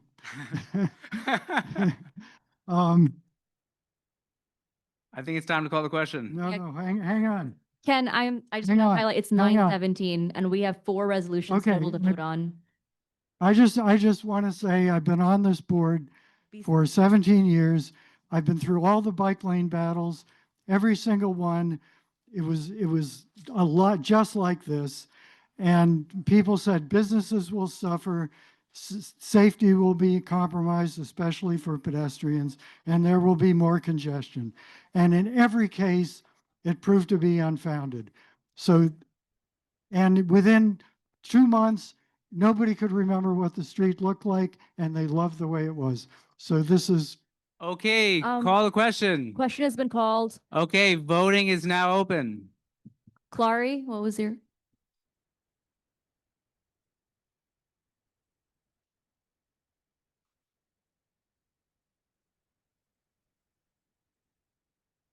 Yeah, once we shared the results, we stopped taking the input because otherwise you would not be able to get the results. Yeah. Yeah, we have a comment section you can email in. But yes. The question's been called, so voting is open. Okay.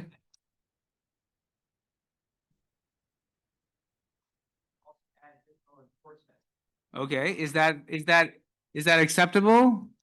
Yes. Okay. Yes. The friendly amendment was in addition to Does that mean you're adding voting for it? rumble strips, we're adding additional enforcement as well.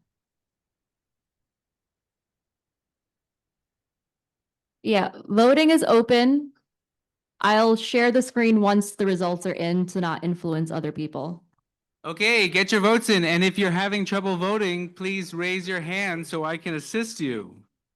And it's not alone. I think so. Okay. Alex, Yes. I'm I'm having listening. trouble. Put me down as no. Okay, let's do a manual no. I'll check it out. We have you down as a manual no. Yes, thank you. Questions?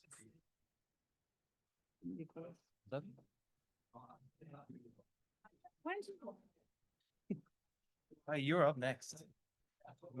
Beverly, you voted? The name, you know, that the fact that 76 areas. Close to the people. I mean, it's. I'm not sharing until they vote. Yeah. Because- Sorry, so we were above roll call amounts. So Louisa, we need Sarah Okay, I Lee, wanna make sure this is kinda- Winston. This is cruel. I want to make sure. Yeah, she's I know she was in the list though. Too much, not in there because she can't text in. Winston is Winston. yes. Oh, Winston voted, Winston voted, yeah. Where did he show up? Sarah Lee and Louisa I have. A low traffic street, like let's say 71st. So that's. Yeah. Yeah, exactly. Second. Okay, everyone, please. If you haven't voted, your time is running out. You should raise your hand if you haven't voted so that I can figure out your problem or count you manually.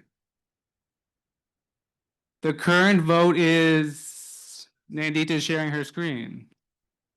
And then it's +2 no votes, man. So it's currently 25, 19-1-0. 19-1-0. So you have 30 more seconds. You should be voting. If you are not voting, you should be raising your hand. You have 10 seconds. No, you can't. But thank you for offering. So All right, close the vote. So the final vote is 26-19-1-0. It carries. Okay. Okay, stop sharing. So what we're gonna have to do now, because we have to run through some very important ones. Doug, we need to do BCI and we need to do it fast. So let's do a bundle, BCI. Question. And everyone leaving, please leave quickly and quietly. BCI, let's go. Okay, we're going to bundle 3 on BCI. First is 432 Columbus, which was Pizzeria Uno. Non-controversial. They are just changing. Shh. We're talking about Pizzeria Uno. Guys, we Okay. still are in session. Please be quiet as you're exiting the room. And I want you to know that Pizzeria Uno will be getting a liquor license. Well, there's no change in method of operation. They're just changing their corporate name. We voted, supported unanimously, including non-committee. 854 Amsterdam voted in favor. And 150 Manhattan Avenue, we voted against. So your vote yes would be against because they did not show. We voted against without prejudice. They can return. So all 3 of these, I would urge you to vote yes. They're all bundled. Thank you. Thank you, Doug. The vote is open. Call the question. And I'll see you at Pizzeria Uno. No. The question is open. Is Health and Human Services queued up next? I was gonna do LPC because they're. Okay. It's preservation. Yeah, preservation. Okay, I'm going to start talking while people are voting. We have 2 applications. Someone asked that they not be bundled, so unfortunately you have to vote on them separately. The first is to align all the air conditioners in one building. And then the second one was some work on the facade of a building, including changes to the doors, windows, new cheek walls, and some changes to the rear yard and the rear facade. So the first one was extremely uncontroversial. It's literally just putting all the air conditioners on the same side of the windows. So if the minute we finish the other vote, we can call that question. The other vote carried 39,000. So can we call the question on 128 West 72nd Street? 128 West 72nd. Wait. I got this. Now. Okay. Is it open? Yes, voting is open. Okay, and if we go to 313 West 77? Yep. Here it is. It's going to change the front of the building. It's going to add a new gate. It's going to add some new walls. It's going to change the windows. And we ask that the ironwork on the windows, the new ironwork, be slightly more ornamental. Call the question. We need the other one to stop voting. Alex, you have not voted. I vote yes. I'm gonna start naming and shaming people or just stop the vote if, I think you should just stop it. okay. It passes. This is. Lisa's a yes or no? Louisa, raise your hand if you're a yes. Okay. It passes 38,000. Okay, and let's call a question on the other one. Let me know when it's open. What's the address again? 313 West 77th. Open. Not yet. Okay, voting is open. Oh, yes.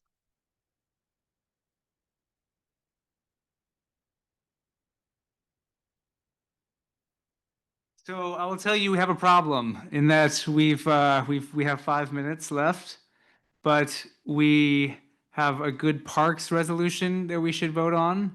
But we also have a resolution for the no parking in front of the homeless shelter that we should also vote on, and we really just don't have time.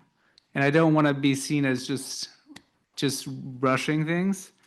So I think that we should do the later in June quick meeting with no public, because I think Elizabeth's right that we're just gonna, this is not good to just slam through things. So I think we should do parks and then we'll be done. Okay, parks is up. Real quick, the final vote is 38,100.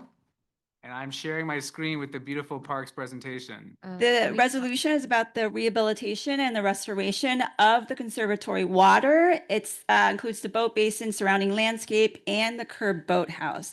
The basin is leaking, it's cracked, it's not holding any of the water. The entire area, including the terrace, is really worn, and everything needs to be improved accessibility-wise. This proposal is going to repair that. It's going to waterproof the basin. It's going to restore and improve the pathways. It's going to actually add accessibility, which was lacking in the bathrooms in this area of the park, which is very important. It expands the bathrooms and now has an all-gender bathroom, a family bathroom, and it also has an accessible sandbox and a green roof. So this passed in committee unanimously. We loved it. We wanted them to present twice. It was great. So, and our final vote was 8-0 to 0 to 0. Call the question. Question is called, voting is open.